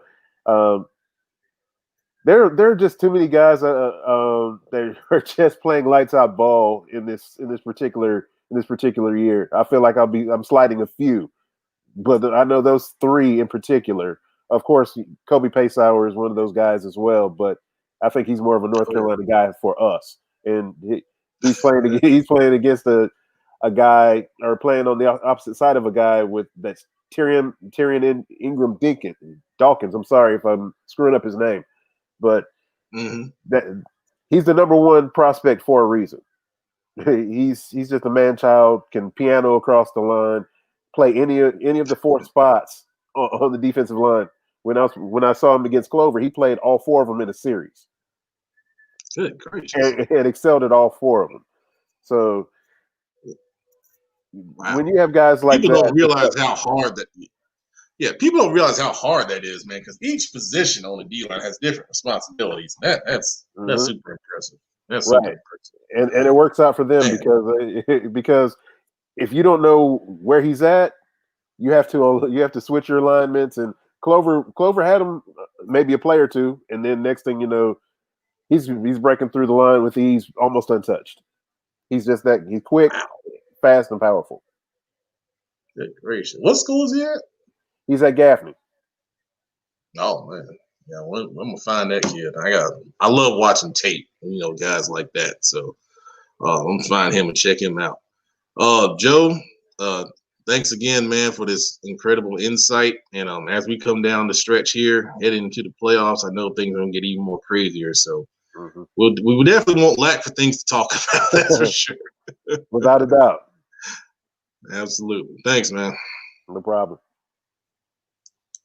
All right, so that was our weekly South Carolina football update with Joe Hughes, doing a great job, as usual, keeping us informed on what's going on down to the South. Now, and I'm going to tell y'all, this is really good.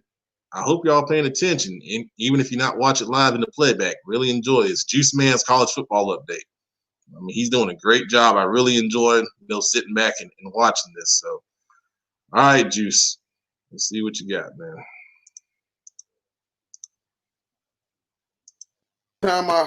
Okay, I appreciate it. So as I've convinced myself that now, whenever I do the college football update, I'm gonna put my coach's hat back on, man. I really am getting a great opportunity to, have both TVs set up on Saturday and getting a chance to watch as many football games as possible, man, flicking through both remotes, and had a great opportunity this weekend to watch some really good Big Ten football. And I hate to say I told everybody so, and it's not that it wasn't like hidden knowledge. Obviously, everybody knew this kid was special anyway.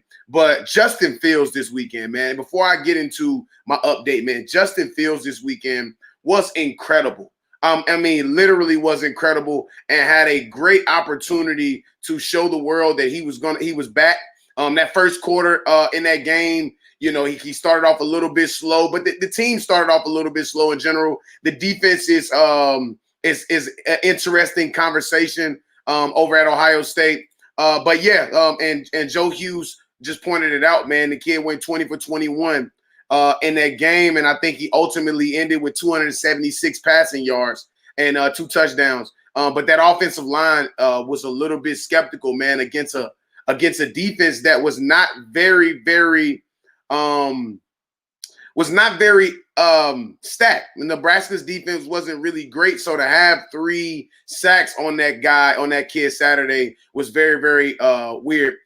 So let's get into my Heisman picks. Obviously for the week, I'll start off with them with my Heisman picks for the week. I've narrowed it down now to 3. In my opinion, there's only 3 guys left in this conversation now, and that is Trevor Lawrence, quarterback from Clemson, Travis Etienne, running back from Clemson, and then obviously Justin Fields has entered himself into this conversation, and it was always in the conversation from my perspective. So I definitely wanted to narrow it down to 3. There's really no need for us to have any more conversations about anybody else. I know people are asking about Mac Jones. I'm not convinced yet. I don't think that I want to put Mac Jones in that top 3. I don't think he stands a chance personally against those 3 guys that I just named. So there's no point in me putting him in that top 3 if he doesn't have a chance to beat out Trevor Lawrence, Travis Etienne, or Justin Fields. He's right there in that second column of guys who could probably be a Heisman finalist, but he's not somebody I'm going to put on the list for this week and going forward. So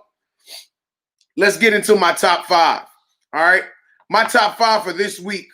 Number 1 is obvious. Number 1 is Clemson.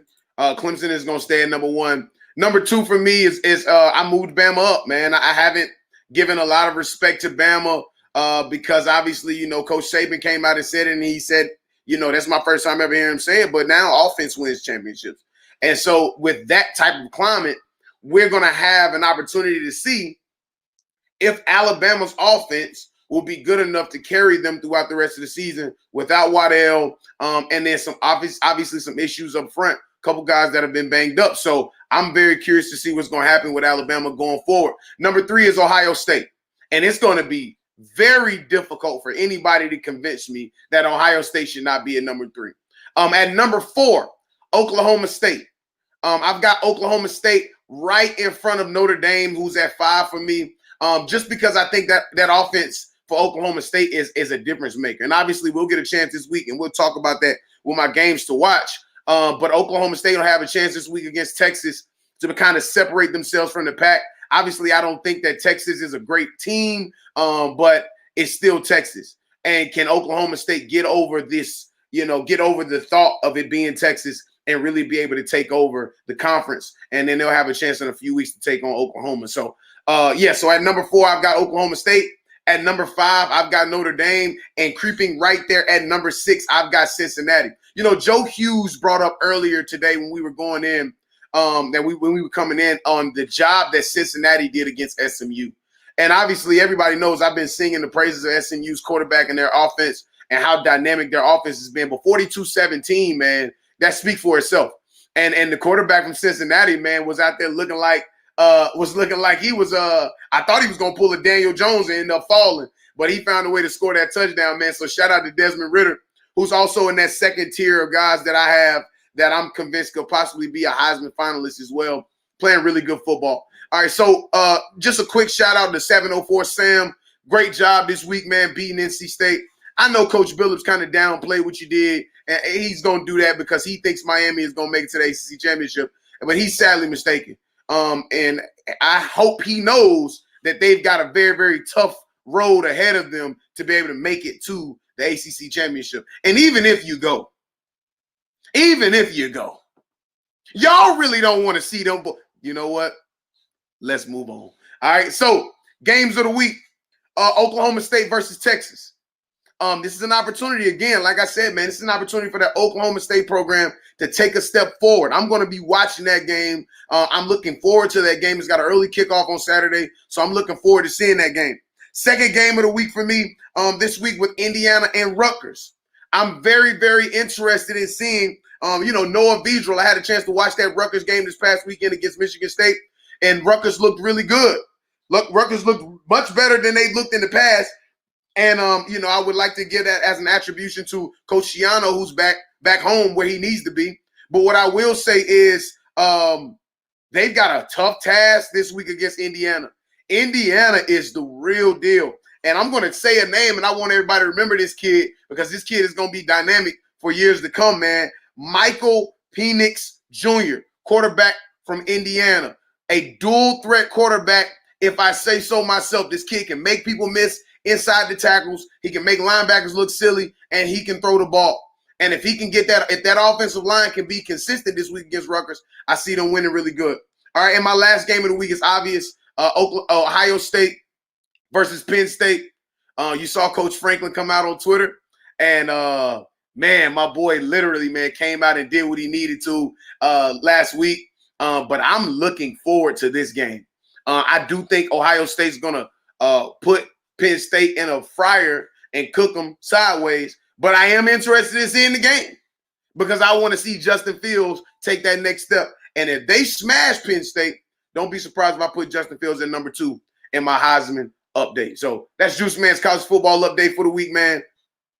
Thank you very much. Thank you, sir. That was great as always. It's always good to, keep up with, all the happenings in college football. That was a great breakdown as always. Top teams, top quarterbacks, top players, games of the week. Very good stuff. Very good stuff as always. Thank you, Juice. I got 2 guys missing in action, so I'm going to hold off on what I was going to do. All right, but we got one ready. So let's go to his segment. Coach Billups, word on the street. It's your time, man. I'm going to see what you got. As soon as I get this thing right. Hold on. I don't want to fumble. There we go. All right. Hey, we don't keep it simple. Hey, stay the course. Go vote. Protect your peace. Prayers up to Philly. Learn the difference between rioting and protesting. Y'all need to stop all that nonsense. It's I know people are hurt, but it's hard to say that because we've been oppressed for so many years. And when it's like that kid that get bullied in school. When you push, sometimes you just don't think. So I'm not upset with the looting. I understand it. But at the end of the day, it's a different way to approach it. So focus up. Don't think before you act. Don't act on your emotions. Prayers to the families, everybody involved.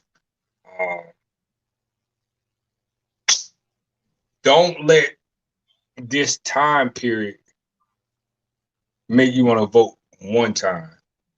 Understand the importance of voting locally and in your state and federal. Federal does matter, but understand, with the president of the United States, all he is a figure. But we want the right person who is the figure representing us. The person we have now is a diva, and he's a fire starter. He likes to start fires. But don't let me get started on that. But don't take this time in this moment and feel like, hey, I just got to vote one time to get this person out of office, to get this person out of office. Don't feel like just because candidate B did this in his past, he is this type of person. We got to understand America was built off of racist premises. And I hate to say that, it is what it is. We were not allowed to vote. And they fought against us. So you got to understand, some people got to learn how to grow and develop. And I think the best candidate is the Democratic candidate. Just when you got a president who goes on Twitter and says they blacked out a whole thing because they want to hate on me or take all the mailboxes, that tells you everything you need to know. But guys, voting sometimes is voting by the lesser of the evils. Do your research, understand. Sometimes don't be too woke and dive too far in.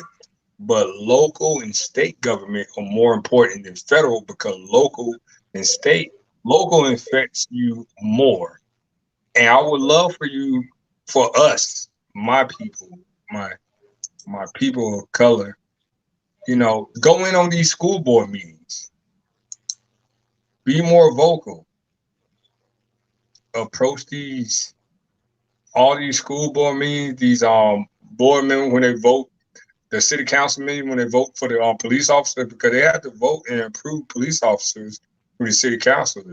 Some of y'all may not know that, but you got to get vote and you got to be approved for that stuff. So you got to make sure the right person representing your community, our community. So, usually I come on here and be goofy, but it's dangerous times we live in. And sometimes we're more uninformed. And I think both parties are trying to play who's blacker and who's cooler. But we have to make a conscious decision and make sure we stand for the person who reflects our values. And I'm not going to tell you who I think is, but it's blue. But it's time for a change. And you can't make people be fearful and lead from hate. That's no way you run it. Like, even when I was in the military, I did not want my platoon to fear me. I wanted them to understand they could trust me and they could come talk to me. Communication is key. I learned that from one of the biggest L's in my life that I took. I don't want to talk about it, but one of the biggest L's in my life that I ever took, communication was at that forefront. I didn't communicate well, and the other party didn't communicate, so it ended up to a split. But Hey, that's the word on the street. Just be informed, read, make your own decision, and understand why you're making that decision. And if you want to understand basic politics, watch House of Cards. It's the most realistic show ever. And even Designated Survivor. You just be shocked. It's just crazy. And read. Those are two of my favorite shows. I love both of those shows. Oh yeah. And, yeah, they do give you an interesting perspective. It's crazy how they correlate. How they works. correlate with everything that's going on right now. And you just sitting there like, this is like episode 4 of season 3, and you're like, it's baffling, but you gotta take more. You gotta take more pride in politics. You gotta learn this stuff. I was watching House of Cards, and it got to a point where House of Cards. It's a fictional story, but it got to a point where real life was crazier than House of Cards, and then that's when I was like, "Oh yeah, my boy Francis." Shout out to my boy Francis, the GOAT. Francis is the GOAT. That's a great word on the street, Coach. Appreciate it, man. Hey, good job. I come bearing gift because Cherie was mad at me for not being informal, Coach Bill. She got mad at me for being the fool. But you know me, Pep. I'm a fool, and I'm very informal and very educated. And sometimes I just play the fool because I like being that guy. You're versatile, man. We're all versatile on here, so Not Crowell. That's why we're here. Hey, real quick. Y'all see when I said something at that hairline, that forehead, he went and grabbed that visor and act like he wanted to be in coach mode. No, he wanted to have a big forehead. But it's all right. He want to hate on my muscular and illustrious fro over here. It's Mamba Mentality Day. It's Mamba Day. Mamba Appreciation Week. Stop hating on me. I love you, Crowell. All right. That's a great way to end the segment. Good job. All right. So we're going to move on to our new segment. We're running a little behind. If you looked for it at 9 o'clock, we got a little behind. We had some great interviews early in the show, so we're trying to catch up a little bit. But we're going to go to our new segment. Every week, we're going to talk about something that's very controversial. It may be serious, or it may be what we're going to talk about tonight. The great debate. Talked about wings earlier. Drums or flats? And some of us were very particular about wanting to talk about this topic tonight. And let me unmute everybody. Let's see here.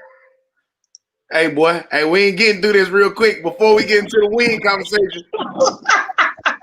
That hairline is halfway down your forehead, and you got a nerve. It's darn near touching your eyebrows, and you got a nerve to talk about my hairline. It's called wisdom. It's called wisdom. It's called the opposite of wisdom. It's called ignorance. Well, you keep that visor on. You keep that visor on, and you keep overseeing. Because when I see that forehead, I want to put some grease on because it's like a ball. I can rub it and I can see my future. Don't let my name is Miss Cleo. Your forehead is Miss Cleo forehead. It's all right. Close your mouth. I see all your teeth. You got like a whole bunch of choppers. You're not gonna win this. Don't let my hair convince you to put some grease in your hair. You know it's past due for you to put something in that hair. It's past due. That's right. So you don't rub it backwards. That make it worse. Let me tell you something. Hey, I don't talk to you. I don't talk to you like your uncle used to talk to you. I'm gonna talk to you. Let me tell you something, young man. You have never been nothing but a slice your whole life. Oh no, that's definitely not true. Now, what we can say is I'm gonna talk to you. You got too much mouth. I don't want to talk to you. I want to get to the debate. I'm gonna talk to you. I'm gonna talk to you. Did you see the question on there? Who has the worst hairline? This goes without saying. This goes without saying that your hairline. I'm older. That don't got nothing to do with it. That don't got nothing to do with it. I've been to war. I've been to war. I've been to battle. No, I don't want to hear that. I fought for my country. I got a flag.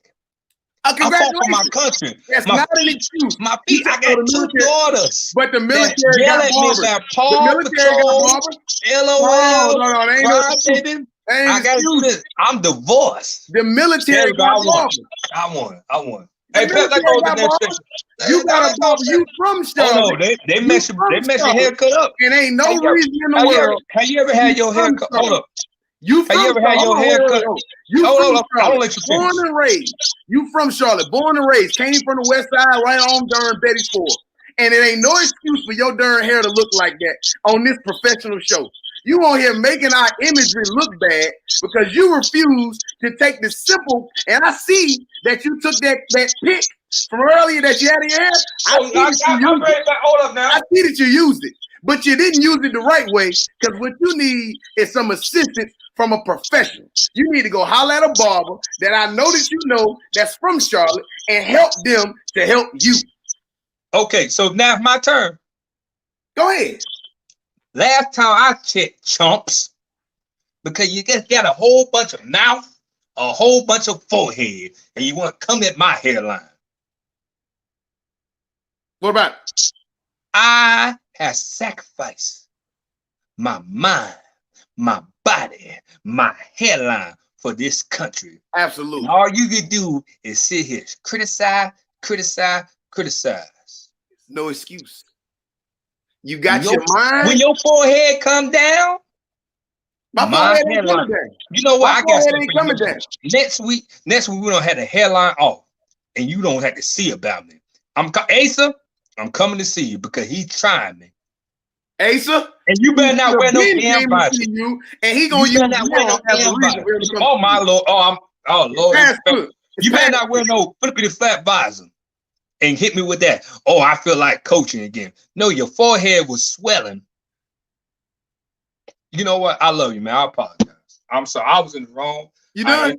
I started it. Pep, go ahead, man. Don't apologize. Don't apologize to me. Don't apologize to me. Because your barber, you just said your barber's name. Your barber ain't seen you in forever. You seen me in 2 months. Don't apologize to me. Apologize to him or her. Whoever your barber is. Because we don't know the last time you saw the barber. I apologize. And get that pick out your head while we on this show. I'm never going to take my pick. It's like Jesus said, oh, I got my snowman shirt for the concert. Oh, we can talk about that too because I got T.I. You got Jeezy? I got Jeezy. Last time I checked, I was the man on these beats. Good. Let's put a haircut on it. Man, I know if your forehead can't come down, you ain't put no haircut on. Man, you got kids. You got. No, man, don't mute me. I'm coming back. You can't mute me. You can't ban the snowman. You can't mute the Billups. You can't mute the Juice Man. I gave y'all plenty of time for this. You can't mute us. Now y'all gonna have to take this somewhere else. You had plenty of time. Hey man, we're trying to get your views up. This is probably gonna go viral. We're trying to get your views up. Brandon, don't be scratching your head, Brandon. I see you scratching your head. Oh yeah, he got a forehead too. He got glow. He got the whole world in his head. He got the whole world in his head. He got the whole.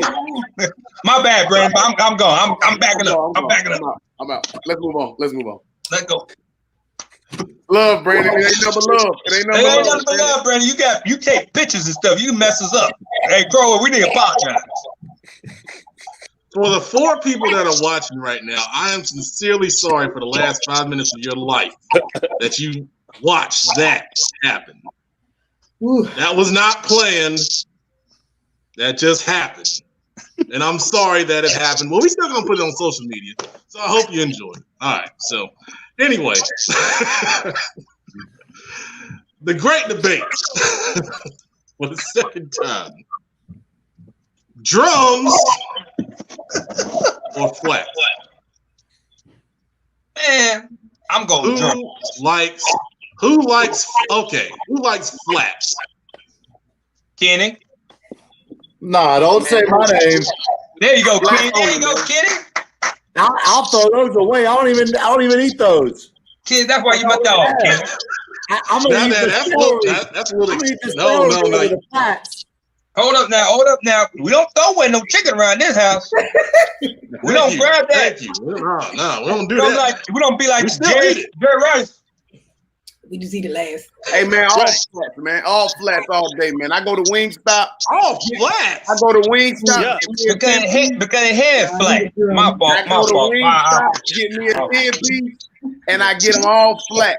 I group people that like all flats kind of with like I put them together with like Cowboy fans. Them the same kind of people. Cowboy Joe, you like flats. You're not gonna disrespect me like that. Like No, you ain't gonna like disrespect me all like flats, that. like you got some sort of psychological evaluation. Drums No, are you're not far gonna disrespect. superior You're than not flats. gonna disrespect me like that. I just did, and I'm gonna have to. Hey, you gonna because, make Cowboy Joe upset, man? Now come on, like man. that's all the same type of people, man. Like Man, all flats, man. All flat. drums are superior, man. And we got Okay, all right, hold on now. We got to get some wings. Because I'm gonna give you all the bad weeks, man. We'd be a good match together. all flats, man. Juice, you got 1 minute to talk about why you like all flats. Oh Lord, we don't be here for 15 minutes. I like all flat. I like all flat for the same reason why Billups don't like to get his haircut. It's convenient. It's convenient. You know, it just works for me. It just works for me. So that's my answer. I like all flats for the same reason why Billups don't like going to the barbershop, because it's convenient. Hey, touche. How are What is flats convenient about? Man, Thank it's you. There's Sometimes it's hard to get it out. Yeah, I don't get off work. I work so hard to keep this internet on. I work so hard to keep this internet on. Don't you ever disrespect me in Charter Communications, because I will find out your grid and I will cut that internet off, big gum buster. Who are you talking to? All right.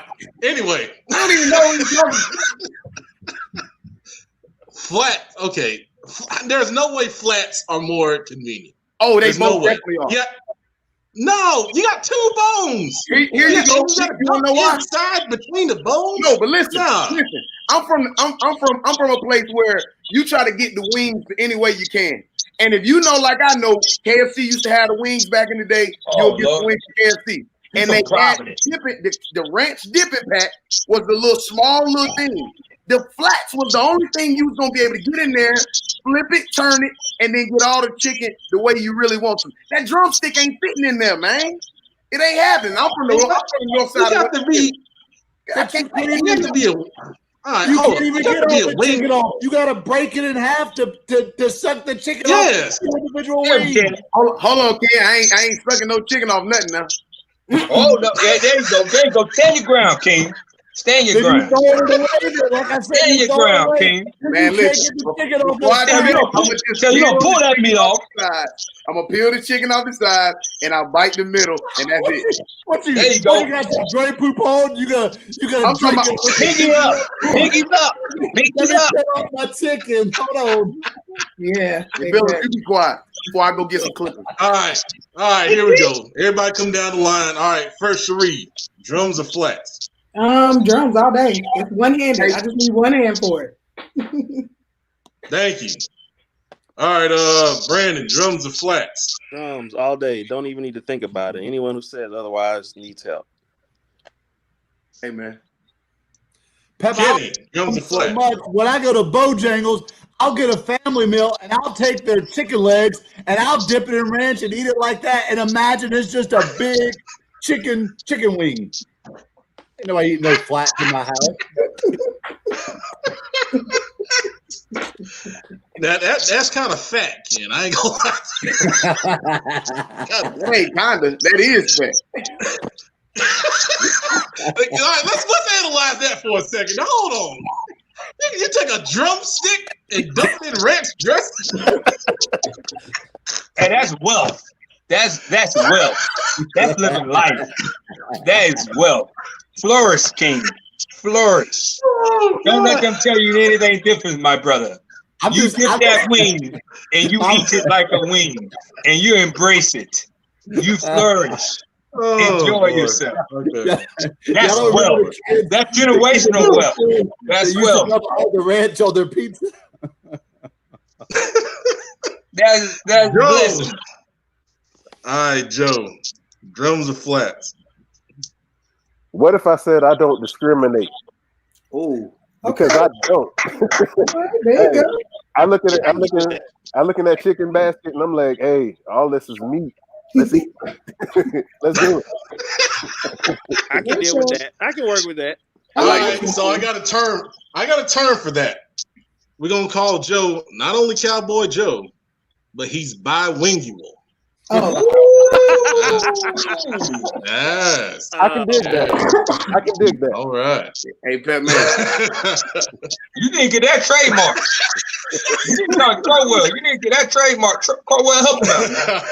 Put it on a t-shirt. Let's put it on a t-shirt. Girl, get some HBO. Get some help brought out. We're gonna work on that. All right, Billups, drums or flats? Only drums or flats. Nothing about hair. You already know, boy. I'm gonna go home. I'm gonna go with them drumsticks. I'm like Kenny, boy. I'm gonna put my little ranch on, get it down. Good deal. All right. Did we do everybody? Everybody say drums or flats? Bet I'll have some chicken wings for lunch tomorrow. boy. Hey, Wayne King, sponsor. Wayne King. Absolutely. We'll wear your shirt, your hat, your apron. We'll do anything. Not anything now. Cromwell would put the grease on his forehead to make it glisten and make sure it look good every day before he come over here. That's right. And you gonna put that same grease in your hair. So yeah, I'm gonna put it in my hair. I am not my hair. I am not my hair. I am not my hair. I am not my hair. Oh, yes, you got are. any segments left? You're going to stop disrespecting me. You got the NFL game. This is just, I tell you. Oh, yeah, go on play a loser of the week because I know who the losers are. Oh, my goodness. Petman's players, we'll do an extended Petman's players next week. I'm sorry for y'all that were waiting for that, but there's only 3 of you watching live, so I doubt it. All right. NFL. Okay. All right, so first off, let's see how everybody did last week. Y'all ready? I already know who the loser is. Loser. The champ over there. Yes, sir. Undefeated? No. Undefeated. About time. Whoa. 2 losers. Juice. 1 winner. Dang. 1 winner. Okay. Double loser. Double loser. You're right. And I asked everybody on Twitter, what should we do? We got 2 losers. And I had to redo it. I had something really special, but it was too big. The file was too big, so I cut it back a little bit. Gotta get it down. So I'm gonna just take loser video. I'm gonna just take it like a man. He's like, all right. Go ahead. Here we go. Loser of the week. Talking 49ers at Patriots. I actually think I picked. Who did I pick this week? I picked New England to win this game. Am I doing that right? Steelers at Titans. I'm gonna go actually Tennessee on this one. Let's see. We got Lions at Falcons. I think I picked. Who did I pick for this one? I want to say I picked Atlanta for this one. The Cardinals. I got the Seahawks for this one. I just believe in what Russell Wilson is doing over there in Seattle, and I just don't think that the other team has enough to come back. So I feel like they're going to win that one. Yeah, man, this week is a good one. I'm actually not convinced that the Bears, man, the way that they ended up winning that game against the Panthers, man, I'm not really convinced that they are a really good team. But because the Rams let me down last week, man, I'm going with the Bears. And the 49ers team is abysmal, even though they ended up beating the Rams. So I'm going to go with the Patriots and the 49ers, Patriots versus 49ers. Lions at the Falcons. The Falcons in that game against the Lions. Seahawks versus Cardinals. Russell Wilson, man. Right now he's probably the MVP. And he's definitely the front runner with, Aaron Rodgers and them losing to the Bucs last week. So I'm really going to go with I'm going with Seattle.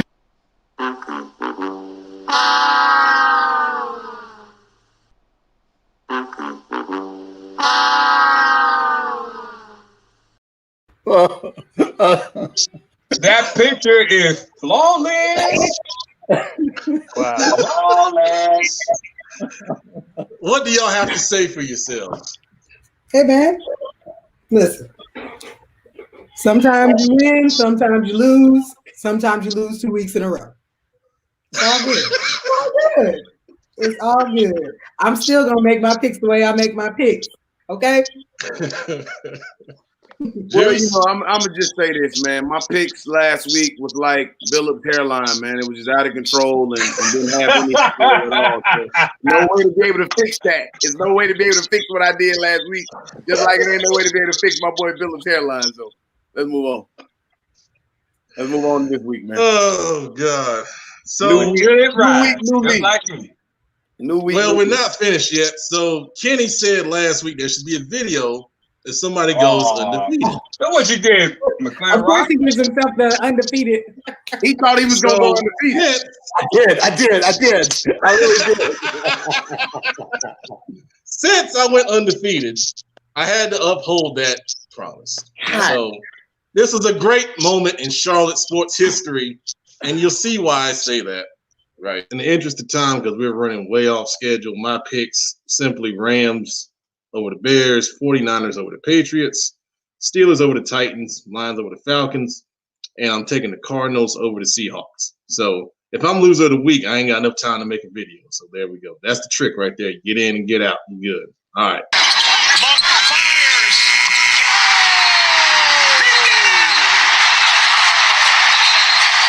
Carolina Panthers are going to Super Bowl 50 to play the Denver Broncos. Congratulations!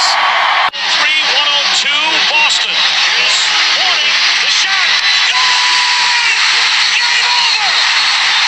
What presence of mind by the rookie to square it up and let it go. The biggest shot in Charlotte basketball history. Oh, I love this game.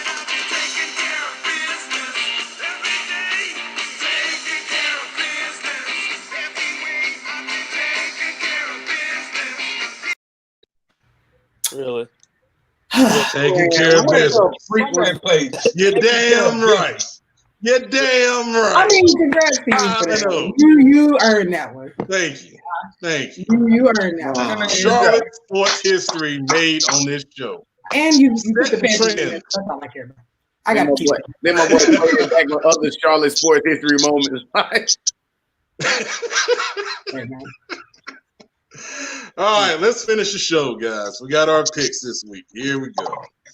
All right, so losers go first. Go ahead, Sheree. Queen. I'll take it. Okay, so Falcons, Panthers. I'm taking the Panthers actually. Steelers, Ravens. I've been going back and forth about a lot of these picks all day. I had to write something earlier, so but I think I picked Baltimore for this one. Let's see who else we got. Falcons, Panthers, Steelers, Ravens, Chargers, Broncos. I'm going Chargers. Saints at Bears. Let's see. I think I got NOLA for this one. Let me just make sure. No, I actually have Chicago for this one. And then Cowboys, Eagles. I'm taking Philly. All right. Juice, second loser. Carolina, Baltimore, LA Chargers, Saints, Eagles. I ain't got much more to say, man. Second place, Kenny. Good. Falcons versus Panthers. You already know Panthers win tomorrow night. Steelers versus Ravens. I've already said it, Pep. Every time you put the Steelers on there, man, it's a trap game for me because I will never pick the Steelers because I hate their fan base because that's another group of people who annoy me. I've got the Ravens, Chargers over the Broncos. Market. The next one, Saints versus the Bears. Oh, Drew Brees looks so good this weekend, but I think that the Bears defense is a little bit better than the Panthers defense. Right. I've got the Bears over the Saints. And then lastly, come on now, Eagles over the Cowboys. It ain't even close. Producer Brandon, what you got? Well, I'm going to go with the home team. I'm going to go Panthers. You know, played them a couple weeks ago. Got them at home this week, so we'll go Panthers. I'm going to go with Ravens to give the Steelers the first L. I'm going to go Chargers over Broncos. This next one was pretty hard.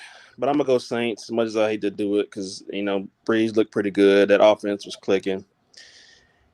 And I'm gonna probably always pick. I'd pick the Little Giants or the Bad News Bears over the Cowboys. So I'm gonna go Eagles. They got the dude from the hot dog cart, signed to the practice squad for quarterback these days. So I'm gonna go with Eagles. Good stuff. Cowboy Joe, what you got?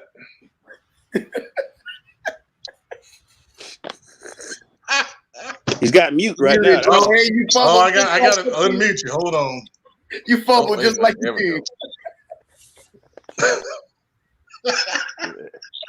Yeah. Let's go ahead and get it out the way. I'm not picking my team. Respect. Eagles. Let's go ahead and put that out there. Eagles. Panthers, Falcons. We might have CMC coming back. I'm eager to see him with the rest of the offense that is playing, by and large, much better than it did when he left several weeks ago. So, and plus the Falcons can't win even when trying. So I guess they might win if they try to lose. So let's go with the Panthers. Steelers, Ravens. I think there's something wrong with the Ravens offense. It doesn't have the same punch as it did last week. They just better hope that they got the Steelers' second half from last week rather than their first half, because their first half was pretty dominant last week. So I like the Steelers. They're a little bit more consistent. Justin Herbert's playing well for the Chargers, and I really don't know what I'm going to get from the Broncos week to week. So I'm going with the Chargers. And Saints, Bears. The Bears are a mess at quarterback. Old news. What's old is new. So let's go with the team that actually has a quarterback, and that's the Saints. All right, good stuff. Illustrious Billups, what you got? I'm going Falcons because I can't stand the Panthers. I'm going Steelers because the Ravens are overrated. I'm going Chargers. I'm going Saints, and I'm going Eagles. Good deal. All right. I hope he loses next week. Cherie. Yes, I do. I hope he loses next week. I always talk about my Panthers. I hope he loses. Because they suckers. I'm just messing. They suckers. All right. I got mine here real quick. Panthers over Falcons, Steelers over Ravens, Chargers over the Broncos, Bears over the Saints, and the Eagles over Joe Hughes Cowboys. There it is. Hey Pep, man, stop trying to act like you got this swag about yourself. Like you. Hey, man, you gotta do that when you go 5-0. You Do I need to play the video again? You can't Do I help. need to play the video again? Hey, he like that kid with a new shirt. He like that kid with a new shirt at school. Yeah. You can't tell him nothing. That new samurai shirt. You remember how they used to wear those samurai shirts? Yeah. Johnny Blaze pants. Lay the outfit on the bed the night before. Yeah, that's Pep right there. Yeah, I'm gonna kill him with this. I'm gonna kill him with this. He took his time on his video too, boy. No, I actually didn't. Yeah, you did. Yeah, you did. He said this is a perfect sequence. It was great timing. Ooh, the transition. Hey, good stuff, though, bro. I'm gonna salute you, though, bro. Good stuff, bro. Good stuff. I'm gonna salute you. Good stuff. All right, so I'm gonna reach out to Wing King and see if we can do the show from there next week. We'll probably get some free wings after that. Hey, I'm there. Yeah. Hey, Wing King hit me up. Oh, I'm there. Hey, Brandon, you beat me to the job, bro. Right, I'm there. In the building. Let's get it. College game day. Hey, y'all keep me off the picture. I'll be it might be a good sight. Hey, Pep, tell them they better be glad they didn't see me eating that food because y'all be like, y'all look at me a little different. Hey, Pep, show them the stats. Show stats, man. They give us some wings for free, man. Tell them, we got about 100. We're gonna work on it. You know, you come in there, give me a little Wing King. I wear a little Wing King robe, and you know, eat some wings on the camera. Wear a robe. You want to wear a robe? All right, I'm in the show. All right, Fred. On behalf of the whole panel. This is Pep Man Mark signing off. Thanks for watching. You 3 people are still watching live. Lord bless you. Thank you. We must be entertaining you. Don't stay this long. Thanks for watching. We'll see you next week.